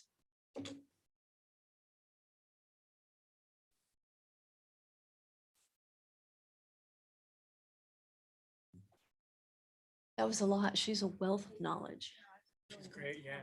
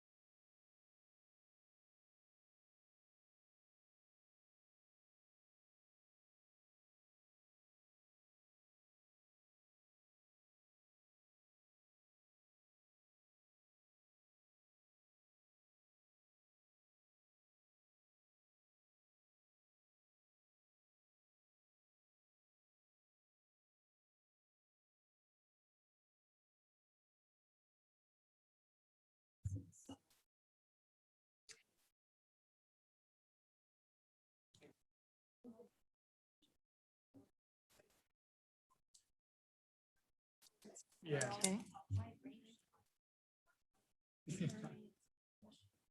Yeah. I'll look into it. It's about getting that. All right, let's go ahead and do our reports. And then I think when we're done, after we sort of adjourn from the official agenda, then we can just have time for free, open conversation. I'll start with Jumpstart Kansas. So we've met one time, and I want to just start by sharing who we have on board. And so I've shared my document here. We have a great group put together. I'm really excited about the resources that I think they'll be able to bring to the table. Daniel Archer from KBOR, Bart Schwartz representing the educational service centers of the state, and specifically he's from Greenbush. Tricia Purden, the new director of rural prosperity. Dr. Jim Gannant, he's the president of the Manhattan Technical Colleges and representing all the tech colleges. Stacy Smith with, of course, KSDE. Heather Morgan, executive director of the community colleges. Frank Harwood, superintendent of DeSoto. Patrick McKernan, superintendent of Troy. Kellen Adams, superintendent of Chanute. All of those folks were strategically picked for a reason. They're either one of the work-based learning pilots. They are leading the way in credit production, or not leading the way in credit production. Some of the names that are on there. So they may have some unique challenges that we need to be aware of. Chastity Troxel, Keith Lawing with Kansas Workforce, Tom Jones, Monica Diaz, who's an ESL coordinator for Garden City Public Schools, Chris Holborn, he is director of the Tech Ed programming for Manhattan High School, but also president-elect of KACTE. Bill Nicely with the Kauffman Foundation, Darren Dennis. I knew I had another school person on here, director of curriculum instruction and assessment at Shawnee Mission. Howard Smith, Pittsburgh State University, who's representing the provosts from the universities. Nick Pools from Network Kansas. And I'm still trying to get commitments from Michael Lemon from the Kansas Enrichment Network, and Alicia Thompson and Tiffany Anderson. So that's who we have on board. We started out with just a presentation on work-based learning. There was great information, of course, that was put together for our first AKCC meeting, and we didn't really get a lot of time to delve into it. So we had Stacy Smith and Natalie were able to share some of that information with us. Really give us an overview of what those pilots are looking like around the state, and how the intermediaries are working. Other things that we talked about, we looked at some of the data that we have and realized that we really need to dive into what that data has to say about the underrepresented subgroups, because even though we had some data presented on, total number of credit hours and number of completers and students with certifications, all we have is the total population. So we really don't know what that looks like by underrepresented groups of students. And we think that would be important data to have. We did drop into the resource folder on Google. If you want to take a look at that, some really interesting information. You can basically slice and dice it by school district, by county, to look at that credit production from high school seniors, how many credits that they're having upon graduation.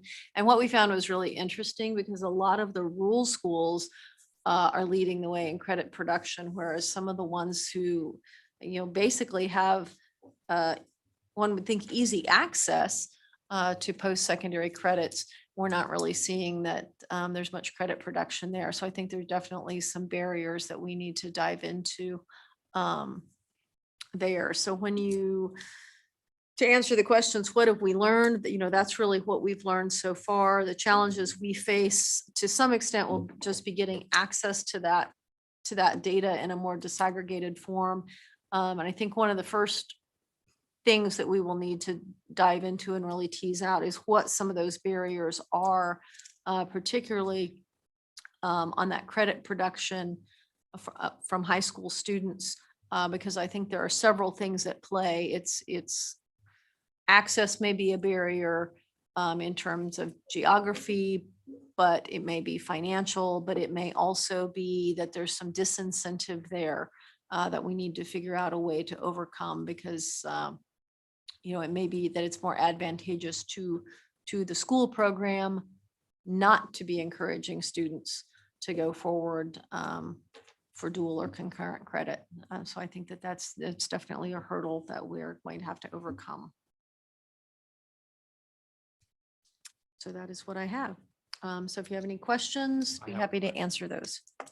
So in terms of the data with the subgroups, for post-secondary, we've been teasing all that out. So we have that, and can get that to you.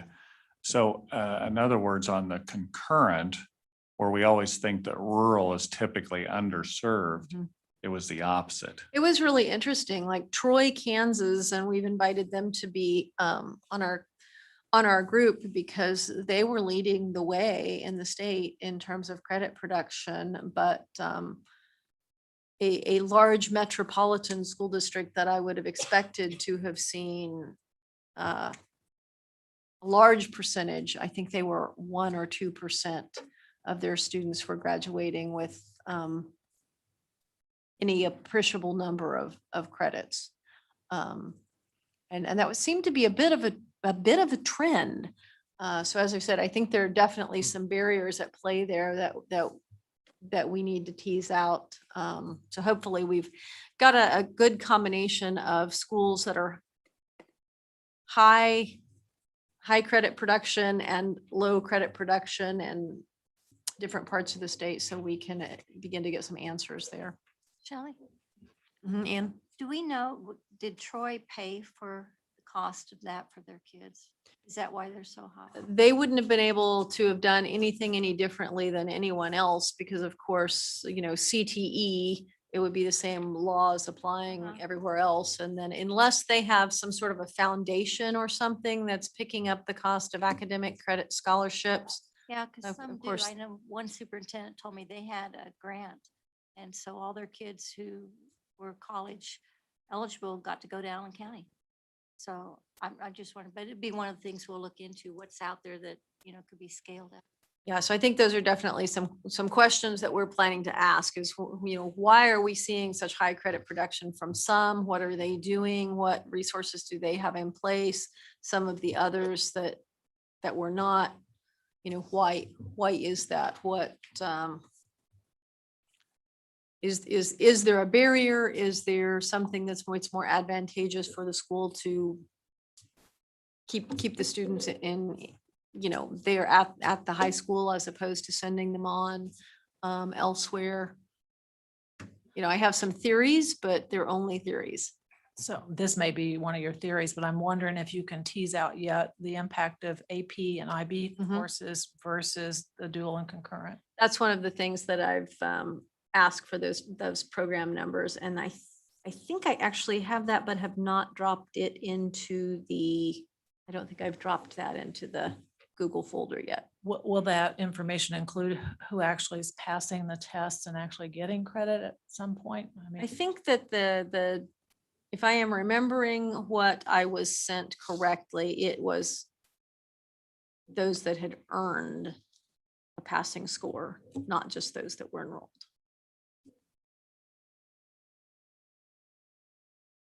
There's also some interesting information that I dropped in our folder on the completers of the CTE programs and the concentrators, and you can see the program pathway areas of study that, and which of course Dr. Watson has mentioned, it does not necessarily align with business and industry needs of our state.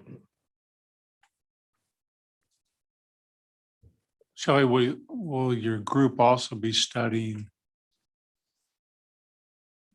what the magic number is or the subset of numbers? Because I know when Yes, Blake and I were looking at that, where do you get your biggest return on investment? So is it 12 hours? Thank Is you. it 24 hours? Is it a complete associate degree? Yes, I meant to, I should have scrolled up because I had it written here on the key strategies. One of the things that we'll need to do is identify some research on, what should that target number of credit hours be?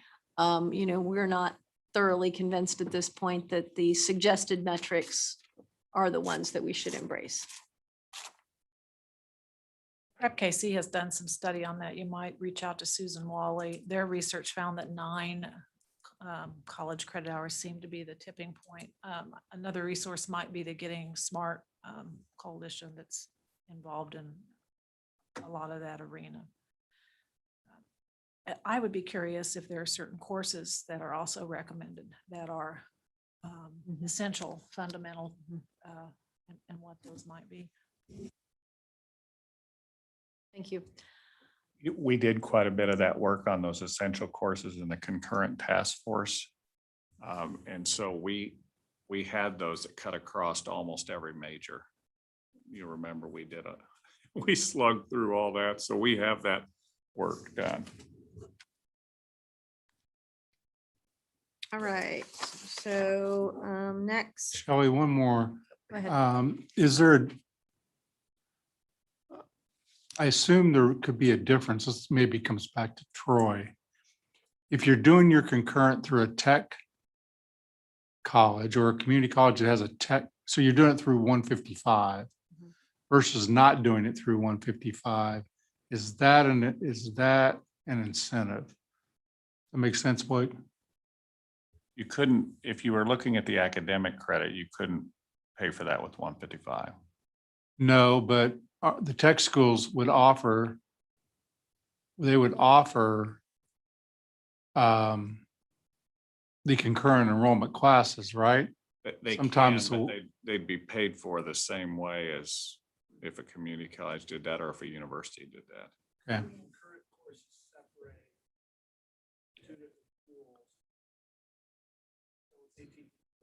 Correct.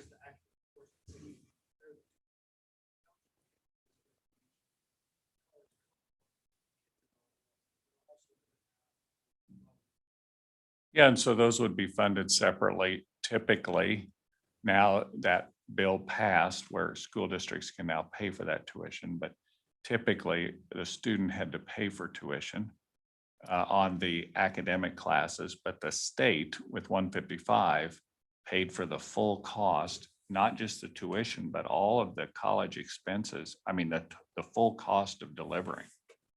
So that's what I'm asking, because college credit's college credit, right? Oh, we do tease that out. Yeah, if So if I'm saying, going back to Troy, if Troy's knocking the top off, is it because, making this up, every kid's getting a welding certificate through Washburn Tech, and that's college credit versus next door at Riverside, Wathena, they're going through Johnson County Community College and making that up, and I think that data is broken out, if I'm remembering it in my head correctly. If you go into where we dropped it into the Google spreadsheet, I think it split CTE and general academic credits. I think that was 2 different columns that you could see. And we can split that if it's not split I'm out, pretty we can sure split it out. that Blake, that what I was given, that it was broken out. So you can see that in there.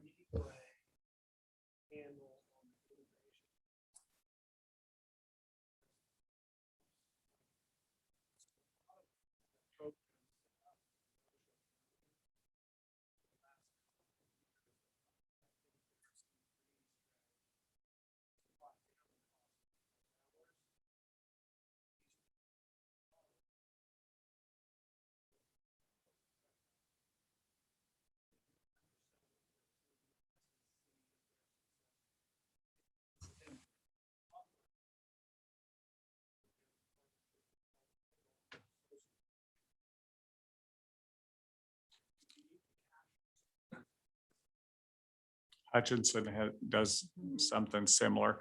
I think some of our barriers candidly come outside of the academic space. And it really is, what's a principal looks, I think sometimes, what's my current staffing? Are my teachers credentialed?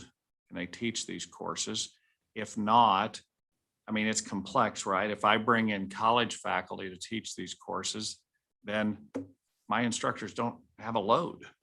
And Well- then, or, what about the advising structures, I think that's a piece as well. I'm just wondering if there's not. Well, there's, not a and I number think of there's a things. disincentive there. When you look at the CTE, it's free. The college is right down the street. But if I'm encouraging juniors and seniors to go there, now suddenly that teacher, those students that would have been enrolled in their advanced classes are no longer there. So it becomes, that becomes a challenge. And the school is losing that 0.5 weighting now for having those students in those advanced CTE classes in the program at the high school level. So I think there are some that have figured out, for a financial reason, we may not want to send them off for that credit. Or, the teacher may be saying, if I don't have full loads, this doesn't reflect very well on me. I don't want to encourage those students to leave. Those are the fun kids. I don't want to send them, there's a million reasons that I think could be at play here. Oh, I think you're exactly right. We just had school district do that very thing. I'm going to lose my 0.5 funding if I send them. It's more advantageous for me to keep the 0.5 funding, even though it's not Mhm. concurrent enrollment, which is exactly the opposite. So this comes back to the audit, right, Vijay? Because we know superintendents will follow the money and they'll follow the recognition. And when those align, that's where they're going to go. And so you have to look at and then run your policy to see what are the implications if you put that in place. And that's one, where 0.5 funding sometimes overshadows the need to get concurrent if I've already got someone on staff. Absolutely. Couple of wonderings that I have. One that has to do with the Kansas Promise Scholarship. And Matt, you may want to jump in here, but it has to do with the teacher eligibility to teach those higher level courses. And you had done quite a bit of advocacy around some legislation that might help with that. So I'll let Matt respond, then I'll ask my other wondering. This is not related to the Promise Scholarship, but going back to, and Blake, I think you kind of nodded at this, is a challenge a lot of districts in schools have is this higher learning commission requirement that to earn a college credit, to teach a course that earns credit, the instructor has to have a certain level of higher ed credentialing, either a master's in the discipline. So it can't just be a master's in education, it has to be a master's in math or history, et cetera. And the challenge in helping, as we have struggled, as our teacher recruitment numbers have been kind of flat for a while, and the challenges of student debt may have limited new teachers' ability to pursue those extra credentials. Something I'd been talking to a few legislators about, what has been creating some sort of financial incentive, a scholarship, a service scholarship, to help teachers get those additional 15 hours or a master's in field at a Kansas institution, but then have to commit to help to teaching a concurrent course for a set period of years to help those districts get there, because we don't have enough teachers who are credentialed to teach a lot of these courses right now. I think that'd be something to dig into. The one barrier that we found when we looked at even providing it free of charge was that, instructor teaches all year. They're a professional teacher. They're really good at their craft. And now you're telling them that they have to, and they already have a master's. And then you're saying, oh yeah, but you need to go back to school to teach this one class it's just, I can see how that would be a tremendous barrier. I think that if we looked at what we continue to do is we look at the K-12 system, and then we look at the higher ed system, and we don't think about them together. I think we do have faculty to teach those courses. They might have to come from higher ed over into the high school or maybe we come up with an entirely different model. But the issue then is, how do we have a shared, goal here of really students first, not, not all these other issues that are at play. I think that's it. So not to pick on anything, because we're all trying to solve this problem. But there's no evidence, none, that what the Higher Learning Commission's doing yields a better result. And they will say that. There's none. There's none. Agreed. Okay, so our response is to incentivize these great teachers that have been teaching concurrent enrollment for 5 years, 10 years to come back, right? Incentivize when really the problem isn't the money, it's that teachers don't want to go back. So the poster child for this is Cindy Couchman, the superintendent in Bueller currently, but for years taught dual credit college algebra and calculus, and is national board certified at Kansas and National Teacher Hall of Fame, and then was told you can't do it anymore because your master's isn't in mathematics. And so as we think about, before we put money into that system, we need to think about that system collectively and saying that system's broken. And it prohibits us from getting kids the credit that they need with the teacher that's already there and doing it. So it's All that's Right, true, but and- HLC has said very clearly, we're not interested in changing. And I hate to limit this discussion, but we do need to move on because I think Trent has an I'm gonna do obligation. the of- report for Oh, our okay. group, so Okay. Trent's fine. Okay. And I bring that up because I think in order to scale Kansas completes, we've got to have a strategy to address teacher qualification. So that's why I bring that up.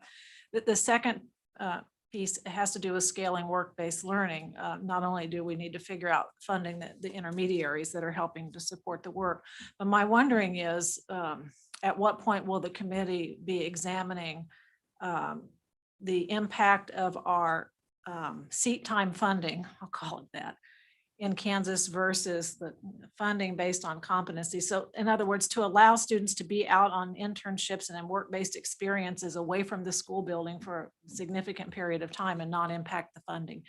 I think if we don't take that on in some way in collaboration with the state board, then we'll have school districts that are in that pickle and potato. They want to do what's right for their kids. You decide if that's the pickle or the potato. And then the other one is the funding. You've got to have both. So just some policy issues that I would put in front of the Jumpstart committee at some point. We need to figure out how to address. Well, we need to figure out how to do it statewide because it's Yes. nice that some schools have these grants and Mhm. kids get to go. And, or if my folks are rich and we live in Blue Valley and they've got a nice deal with KU for $150 an hour, I can afford that, but kid down the street in Wyandotte doesn't get to go anywhere. So it's got to be statewide. It's got to be free for every kid who wants to go and is capable. Right. I've got one quick question. What's the impact of you're talking about the national accrediting? What's the impact of them not changing, or would it be people they wouldn't get recognized credit? If the institution does not have its accreditation, they don't qualify for Title IV funding. So Pell Grant, their students can't get Pell Grants, can't get federal student loans. Okay. The end. It would be bad. Or regional accreditation. It's all of the regional accreditors have now moved to that same model. So it's not like Ours was about last. ours was last, actually. That's right. So it's not like we could go accreditor shopping and find somebody else to do it instead. All right, let's move on. The Talent Ready group, which is Cindy and Trent. I apologize, or I'm sorry. Talent Ready is Alan. Oh, I got it right on this one. I switched it on the other one. Yes, I'm sorry. I wasn't paying I'm sorry. very close attention. Talent Ready's Alan. And of course, I left all the important pieces of paper at my desk. First of all, our roster, which we have some needs to add. Ann Ma, Jack Alston, the Potawatomi Economic Development Corporation, Dr. Sherry Utash, Wichita State Tech, Bob Hale from the Carpenters Union, was right over there, Randy Watson, Jack Frederick from Foley Equipment in Wichita, and they're actually all over the state, and they do much more than equipment. Jim Gannett at Manhattan, Becky Wolf from the Andover Chamber, Vijay, and Kim Randolph from the Heartland Black Chamber. I think our needs are, and I am no expert on this, but you don't want to get it so unwieldy that it's hard to schedule and maybe hard to make decisions. But I think someone from Board of Regents, either on the committee, or Blake, you and I could talk, it's the data issue. Also Department of Commerce for the same reason. And since we have so many of the committee members here, anybody jump in and let me know what I did not do. And I did not follow the reporting template. I will get that done and put it and send it around and put it on the Google Drive.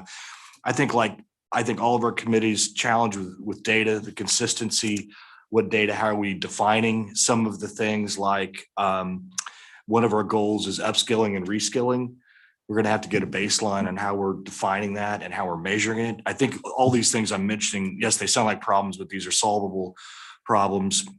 Yeah, getting an inventory of our existing information and data assets. And Jay and I were just talking about that. Surely with all our brilliant folks at the universities, that should be a solvable problem for all of us, plus the agencies.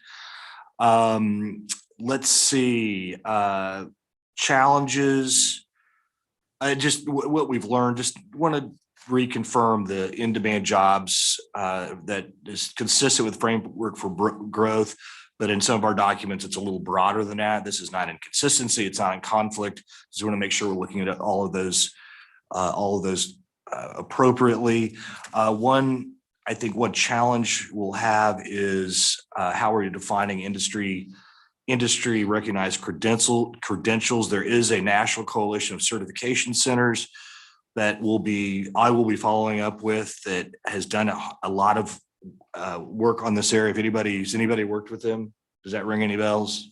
Stacy, you and I just need to have a follow-up conversation and figure out what their measurements are. Let's see. We've met twice. A lot of conflicts on Friday. I'm not a very good scheduler. So one of our challenges are scheduling, and I'm going to figure out that scheduling tool or have someone figure it out for me. Try to meet once a month. The last meeting we had on Friday, we spent quite a bit of time talking about ACT work keys and kind of the conundrum, because a lot of states are doing it. Some of the places, geographies in Kansas are really utilizing it. You can't force businesses to use it, but is there a reason? Is there something missing that we should take, that we can encourage more businesses to use ACT work keys? The ones that I talked to that use it, they swear by it. And then there's others that it's either too expensive or it's one more thing to learn. But I think we're gonna take a look at that. One thing on the apprenticeships, there's an Institute for Workplace Skills and Innovation that essentially does custom-made apprenticeships driven by the employer. One thing we can discuss, to me, if there's employers that are going through that process, that ought to count towards our goal, because not everything may be trade. This is an example. They do youth and adult. An example that maybe a restaurant manager at age 30 wants to become a computer coder, and they can work with the computing coding company to that is a reskilling. So that's encouraging. Kentucky, I think that Kentucky is a state that utilizes Institute for Workplace Skills and Innovation that also has some funding from the Urban Institute, I think, to make a huge difference there. Obviously, I learned a lot today, though, following up with Amanda, like we all will be on best practices from other states. I don't have a lot of answers yet on how it's information gathering on workforce, AID, things like that. And another challenge we have, one of the leading indicators that we have, is increasing by 50% the number of credentials and certificates earned. It may be my lack of knowledge. I just want to make sure we're measuring. What are we measuring today, and make sure we're accurate on that. We are, one of our key strategies to establish industry advisory boards by cluster. We'll be starting that process, trying to keep them really small. and nimble. So a lot of big to-do list. I don't know that we've learned that we have a lot to do. So anybody else on the committee, feel free to chime in on what I missed or what you'd add. I was gonna send you a note, but I'll just mention, Lana Gordon is working with Yeah. that group. We might just want to hear from her. I know they're just getting started in I Kansas. agree. I had a Zoom meeting with our members, and I think we have various invite lists, but Stacy, were you on that call with? Okay, so we spread the invite out, and there are a couple, I need to follow up with Lana to figure out, she is working with some companies. And then also the Greater Topeka Partnership had a meeting with Lana, and I just need to get updated on where they are. Her focus seemed to be more of the youth and the adult, but yes, I'll probably have her make a presentation. What we'll have to do is schedule out over the summer and see what our collective group wants on just having presentations, but try to keep them efficient. So, one 4-hour meeting a month is enough. Alan, did I hear correctly that you're looking at a resource to kind of help us with identifying industry recognized credentials that are valuable? Is that Credential Engine? Yeah. Yeah. And I want to find out what resources we have now, but I just learned about this through Blake and Jack Frederick from Foley, the National Coalition of Certification Centers. Right, the NC3 that Train. NC3, is right. Involved Yeah. in it. That might, because a partner from Train might be helpful on Okay. the committee. Okay, great. And this, wondering is really for you, Dr. Flanders, in terms of, I know KBOR's working on attainment goals. I'm wondering where they are in terms of setting those attainment goals so that we can make sure we're in alignment with the expectation. Yeah, we'll take that to the retreat to update our plan. I expect them to align with Georgetown Center. Okay. And that's what Commissioner Watson and I've used for the entire time. The first attainment goals were set at 60% because that's what Lumina came out with. There wasn't, and it, at that time, it kind of did align with Georgetown as well. And then the acceleration over the last 10 years has been just unbelievable. So more jobs are requiring some post-secondary education and skills. So not necessarily a baccalaureate degree, but could be an apprenticeship. But I think we're up to 73% now. Do Yes, we Lord. have the capacity in the state to track industry recognized credentials? And if we don't, is that even a possibility? We capture them through I think the clearinghouse kind of estimates it. And it's generally about I think we've generally set a 10% bump. That was what we had estimated. Maybe it wasn't a clearinghouse, but it came through somewhere that our data people said that it was about a 10% bump. It's really hard. Casey Rising has done a little work on that. I'll follow up with Sherry Gonzalez on just in the Kansas City metro area. Some of you have already heard this, but my best example is my wife, who's a licensed nurse practitioner. This is all done by the state. However, she's a board certified family nurse practitioner. State doesn't track that. And so how do you? We stop if you achieve a baccalaureate degree, then you're counted. Sure. You're already counted. You've got your credential. You don't double count those. What the board will do then, our board will say, okay, and we have the independent numbers too in here. So we'll say, here's what we're going to be responsible for. So Kansas might need 73%. We might say, we're going to be responsible for 60%. And then apprenticeship needs to do X, and, industry training, it can happen through the industry as well, might do Y. There might be, cyber boot camps and that kind of thing. So we'll just have to carve out what our metric is. But the big metric from Georgetown is generally, I think, right at 73%.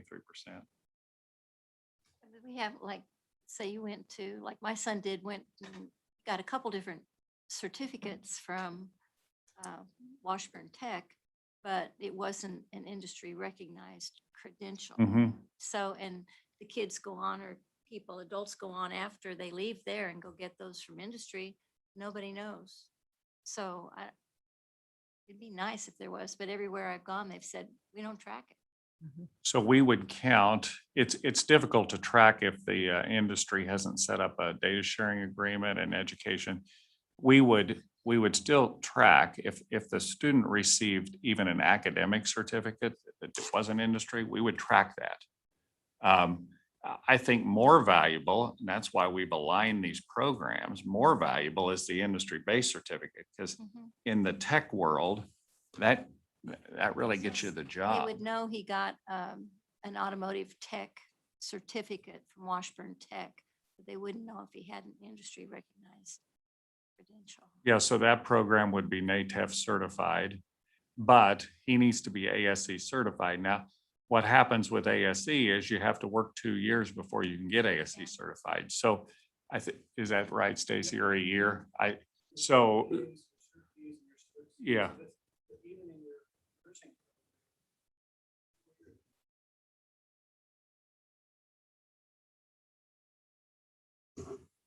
The difference is with the nursing, what makes it easy for us to track is you can't work without it.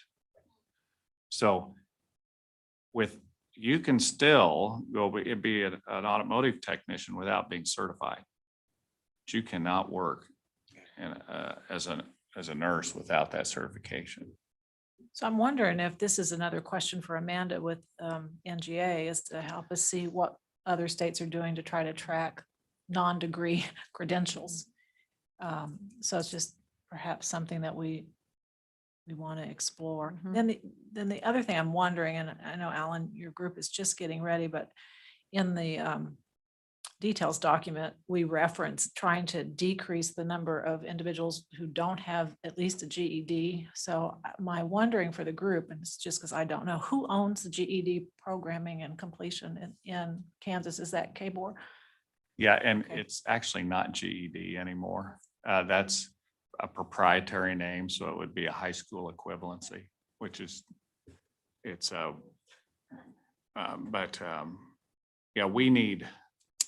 Kansas has done more innovative things around the GED and coupling that with technical skills, and actually the legislature is paying for that.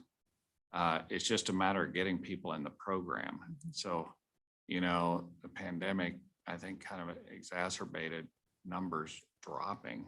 Yeah.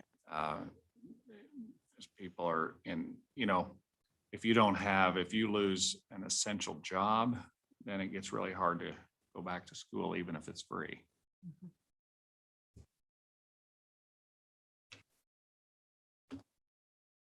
Okay, are we ready to move on to our last group? So I will do that. Give me just a moment. And I think Trent had another meeting, but let me just say that the team, please jump in at any point. So on the team is Blake Flanders, Trent Armburst, Becky Wolf, Matt Lindsay is there, Jean. Jean's last name is escaping me.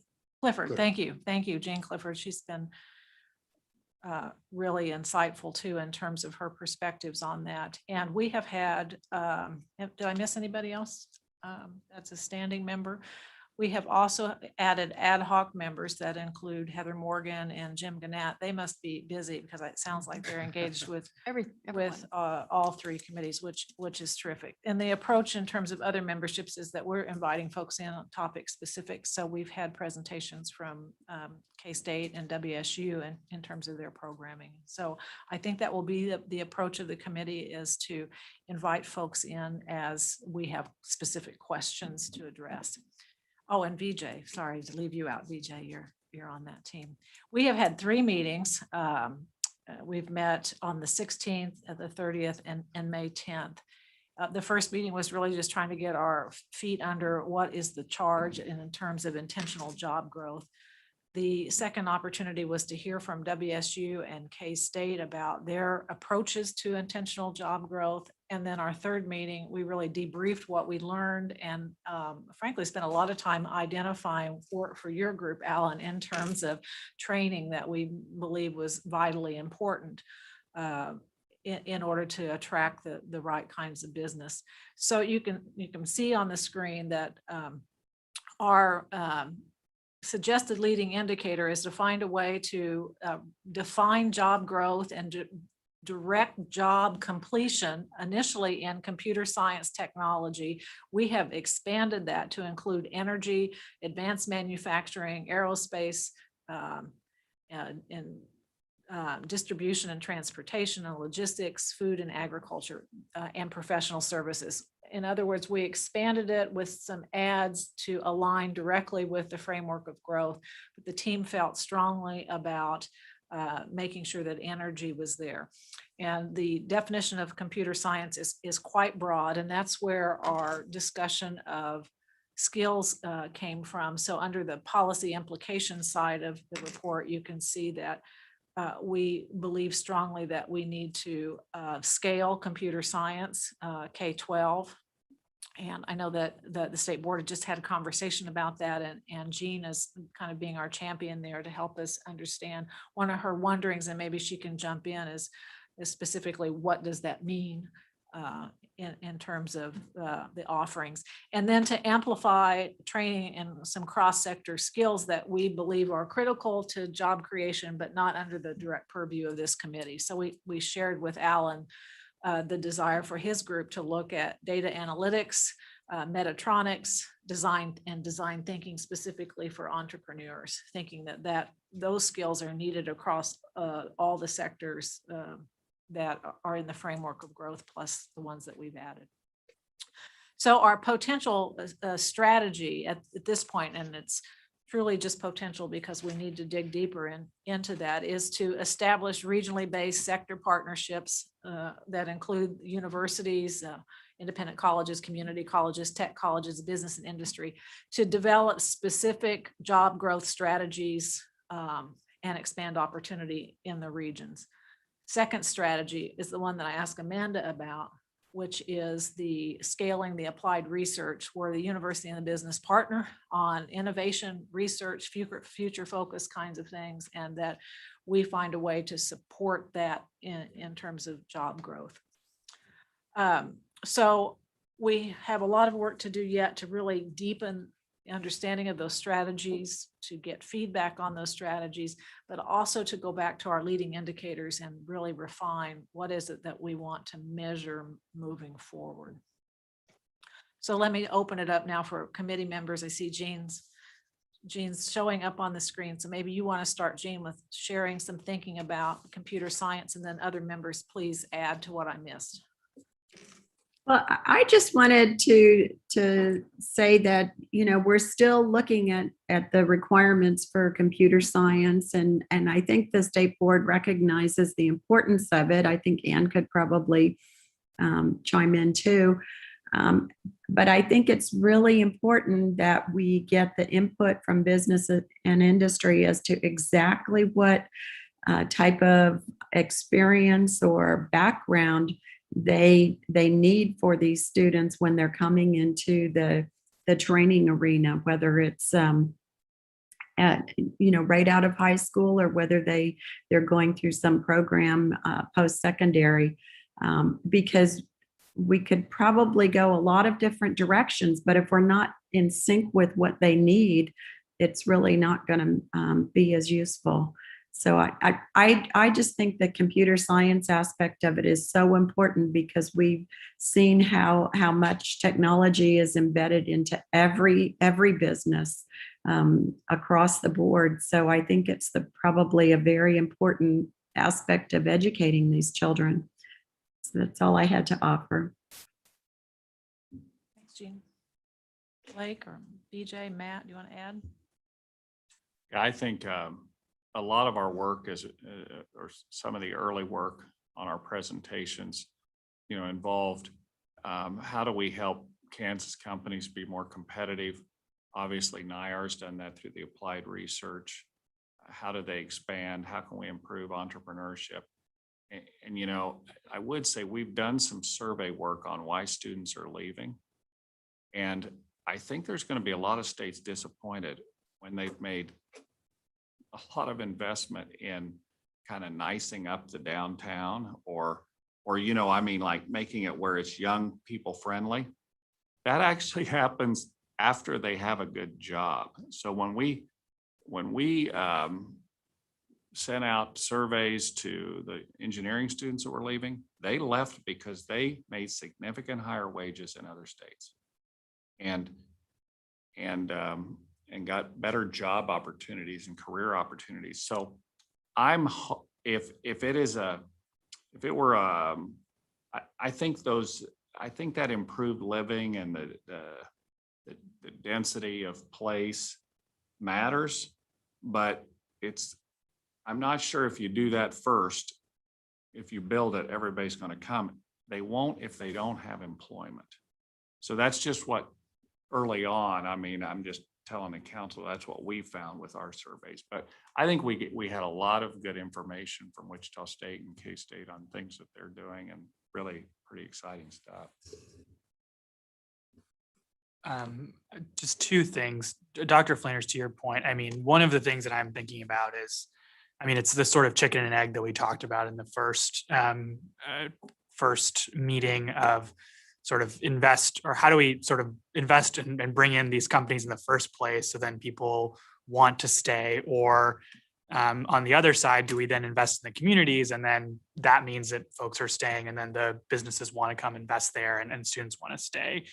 And I think that we may have sort of a middle ground opportunity as more folks are doing telework and things like that, where we invest in the communities, people want to stay, but maybe they're working for a company that's out of state, or they're working for a company that's in a different part of the state than where they're living. The other thing that I'll say, I mean, I think on the computer science piece is, this is one of those areas that I think that we can really start to think about sort of K-12 and higher ed as a continuum and not sort of separated. Because I remember when I was in high school, I mean, there's different levels to computer science, and you need you need good, strong math education.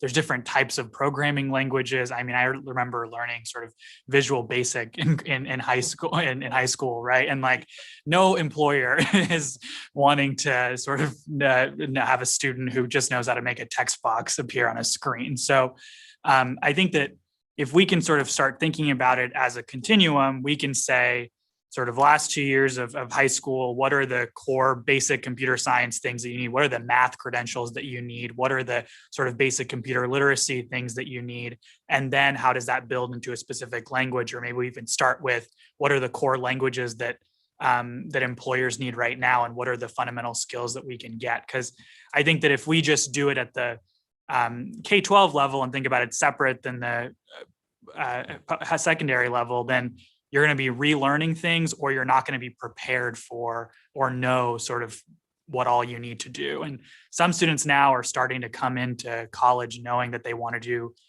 computer science, but for a lot of other students, it can seem unattainable, or it can seem like something that just isn't sort of interesting to them, or something that they can't do. So starting the pathway in high school and making it a clear pathway from 11th and 12th or whatever to first 2 years of college, I think, especially for computer science, is important because it builds the skills over time.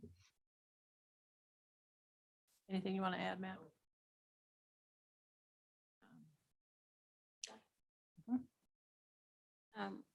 The board's going to be doing a big discussion on computer science in June. We've got a lot of questions about it because the proposal that's before us is to allow 6 high-level programming classes to sub for either math or science, and that's it.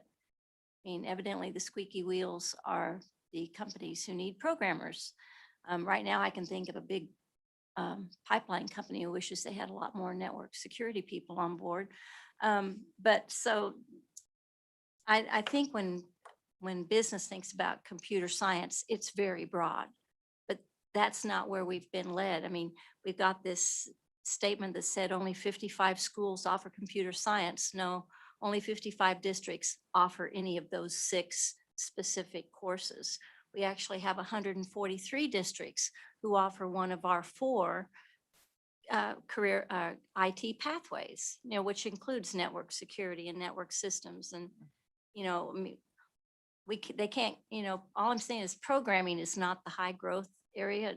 We need web designers and people who can create those great customer experiences. And so what I'd really like to hear from business before our June meeting is, what is the breadth of computer jobs you have? And I know Dr. King's been real helpful, and he's getting us a lot of data on, where is the growth in computer world, if you will, because computer science has been defined very narrowly for us to talk about next month. Whose committee has Nick from Network Kansas? Is that yours? Mhm. He probably has those answers, doesn't he? That's all he's been thinking and living and breathing for a while. So, because I hear what you're saying, what I've heard from my members about it is really broad, just having computer science as an elective, without the specifics. But I hear what you're saying about some companies wanting these 6 courses, which, Yeah. and to Jay's point, it seems like I'm already, you want to teach some broad skills, and then it can be adapted and applied as you learn and grow, not learning. Right. And so you have to be Language. careful what you incentivize. Sure. We want to incentivize where the high wage, high demand jobs are, not just 6 specific courses. So we'll have a lot to talk about and think about next month when we meet. So I certainly can appreciate the challenge that you have. We wouldn't want the state board to lock into certain courses that in 2, 3, 5 years will be obsolete. So what are those cross-cutting skills that are needed across industry? And so that's why I think our committee thought data analytics would be an important, crucial, it's, you don't maybe think about that as computer science. However, it is a skill that is needed in every industry across sectors. So Absolutely. Well, we adopted pre-K through 12 computer science standards, so we have that in place. We're serious about wanting more kids in. I mean, the problem is we don't have computer related courses in 286 districts. And where we do have them, we don't have enough students enrolled. That's the problem. How do we fix that problem? And so makes me wonder, and I know Stacy wants to jump in, but it makes me wonder how we make utilization of technology tools a part of all of we do embedded. So I don't know, Stacy, you want to add?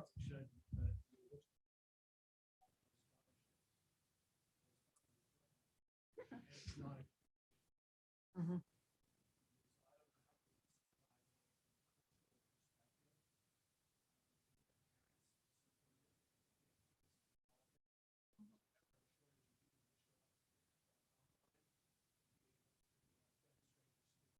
if we really want a lot of programmers, then these companies need to be showing up, giving kids internships, giving teachers externships. We need to have a girls who code club in every school. That would grow the programmers faster than probably what we're talking about. And that's our challenge. But I think we're up to it. We just have to figure it out and be smart about it.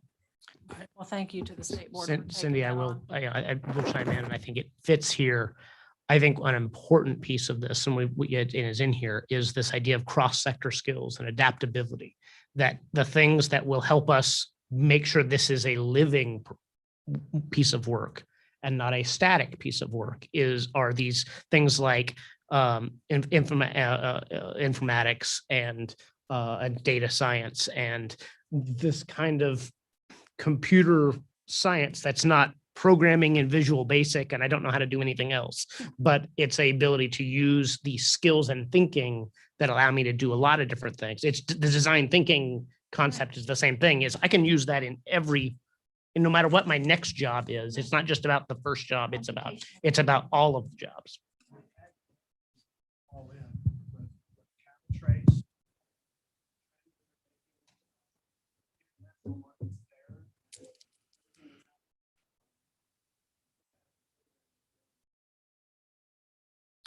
So let me just kind of summarize as we go back to thinking about that intentional job growth strategy and leveraging that kind of research innovation from the universities. We also see an important role for community colleges and tech colleges that are in that pipeline that are helping them once the innovation area is identified and we think about what are the credentials and skills needed, then the community and tech colleges can support that, as well as trying to grow those higher end, higher degree jobs. So that's where the committee is.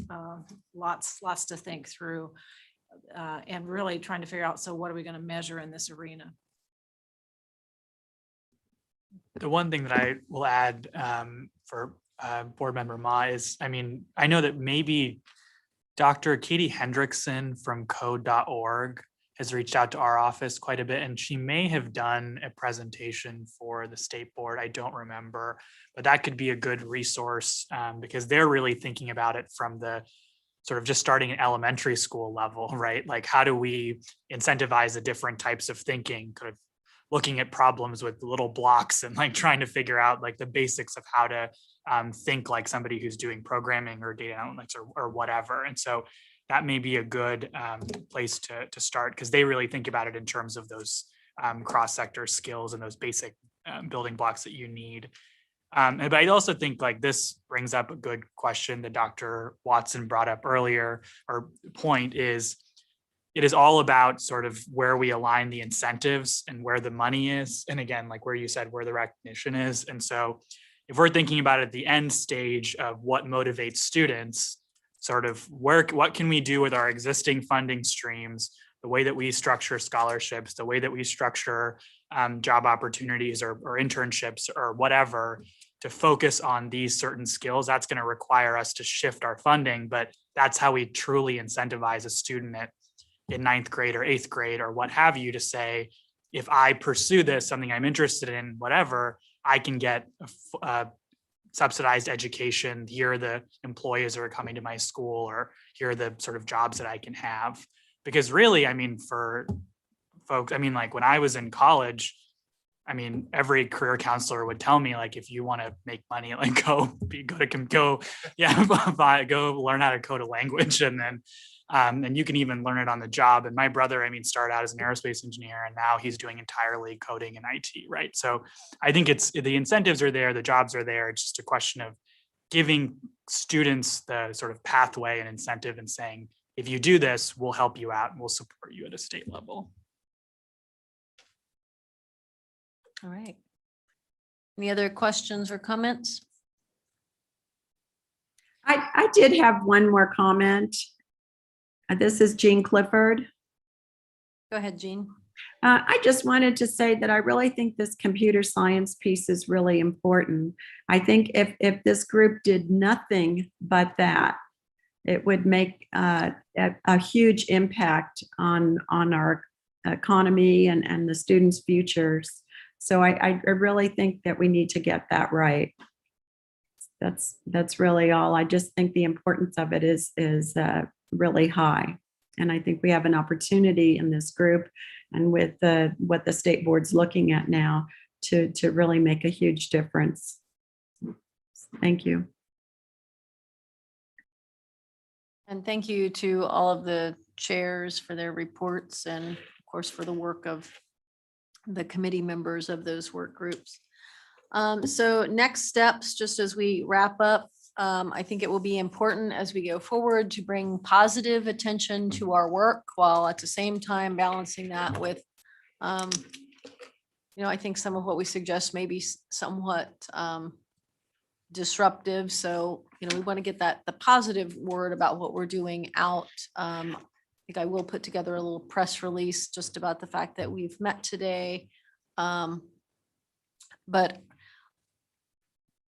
I want to work with our chairs of the work groups to develop a little canned presentation, talking points around the work that we're doing, using our vision, our mission statement as we get that drafted, and our core values. And then as we begin to get deeper into the aspects of the plan, we can add to that work so that any one of us, when we run into people or are invited to speak before a group of some sort, we have those talking points and that canned presentation, if you will, that we can draw upon, so that we're all putting out a consistent message about the work that we're doing. And I think work group members, as we get a little further along, you want to begin to think about just opportunities that you can go out and speak and share to the community groups, educational groups, business and industry about what we are doing. Our kind of next assignment for the work groups will be to share specifically kind of how you're coming along with goals and metrics, your priorities. Certainly, you may not have the goals and metrics 100% nailed down, but you may at least be to the point that you know, hey, we have a list of 6 things. We're going to tackle these 2 up front. So if you can begin to get that sense of priority, if you know what some of your goals are going to be, even if you don't have the measures nailed down yet, to begin to share those things when you come next time.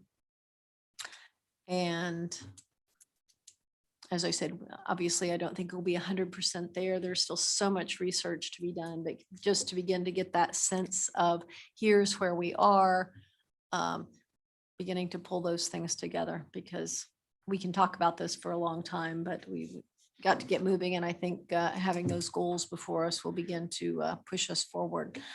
Our next AKCC meeting is June the 9th. Same time, but not same place. So we'll meet from 1 to 4:30, but we're meeting at KSDE in room 254. Oh, 509. Well, one thing about it, watch the agenda for any changes. Okay, very good, very Madam good. Chair. Thank you. At our last board meeting, Chairman Porter announced that the afternoon of the 9th, he's going to keep us over to do an extended discussion on some other things. So So you may be late. maybe real late, Okay. start at 1. At least we'll be in the building. Yeah. I don't, he was talking about at least a couple hour discussion. Okay. So, Well, we'll know that you're with you in spirit. with us in spirit and engaged in other important work elsewhere.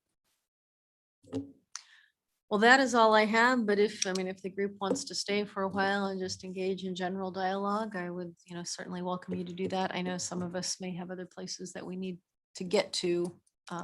Shelley, I might just add, this is tag on to what Ann said. So state board wants to take a look at graduation requirements, and they want to do so in a hurry,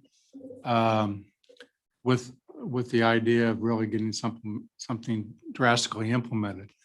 The work of this body is, so they're going to be looking at things like, should there be other things like work keys attached to it? What should be the course requirements? Should it be proficiency? How do you move to that funding model? Everything that we're talking about. So before I scale that up, I've got to figure out how to merge this work with that work. So we're not doing parallel work trying to, in a year, do it. So just to let you know that is Chairman Porter's goal. And he wants that announced in June. So that work's going to begin. So we'll work on it. Go for it. Thank you. Thank you, everyone.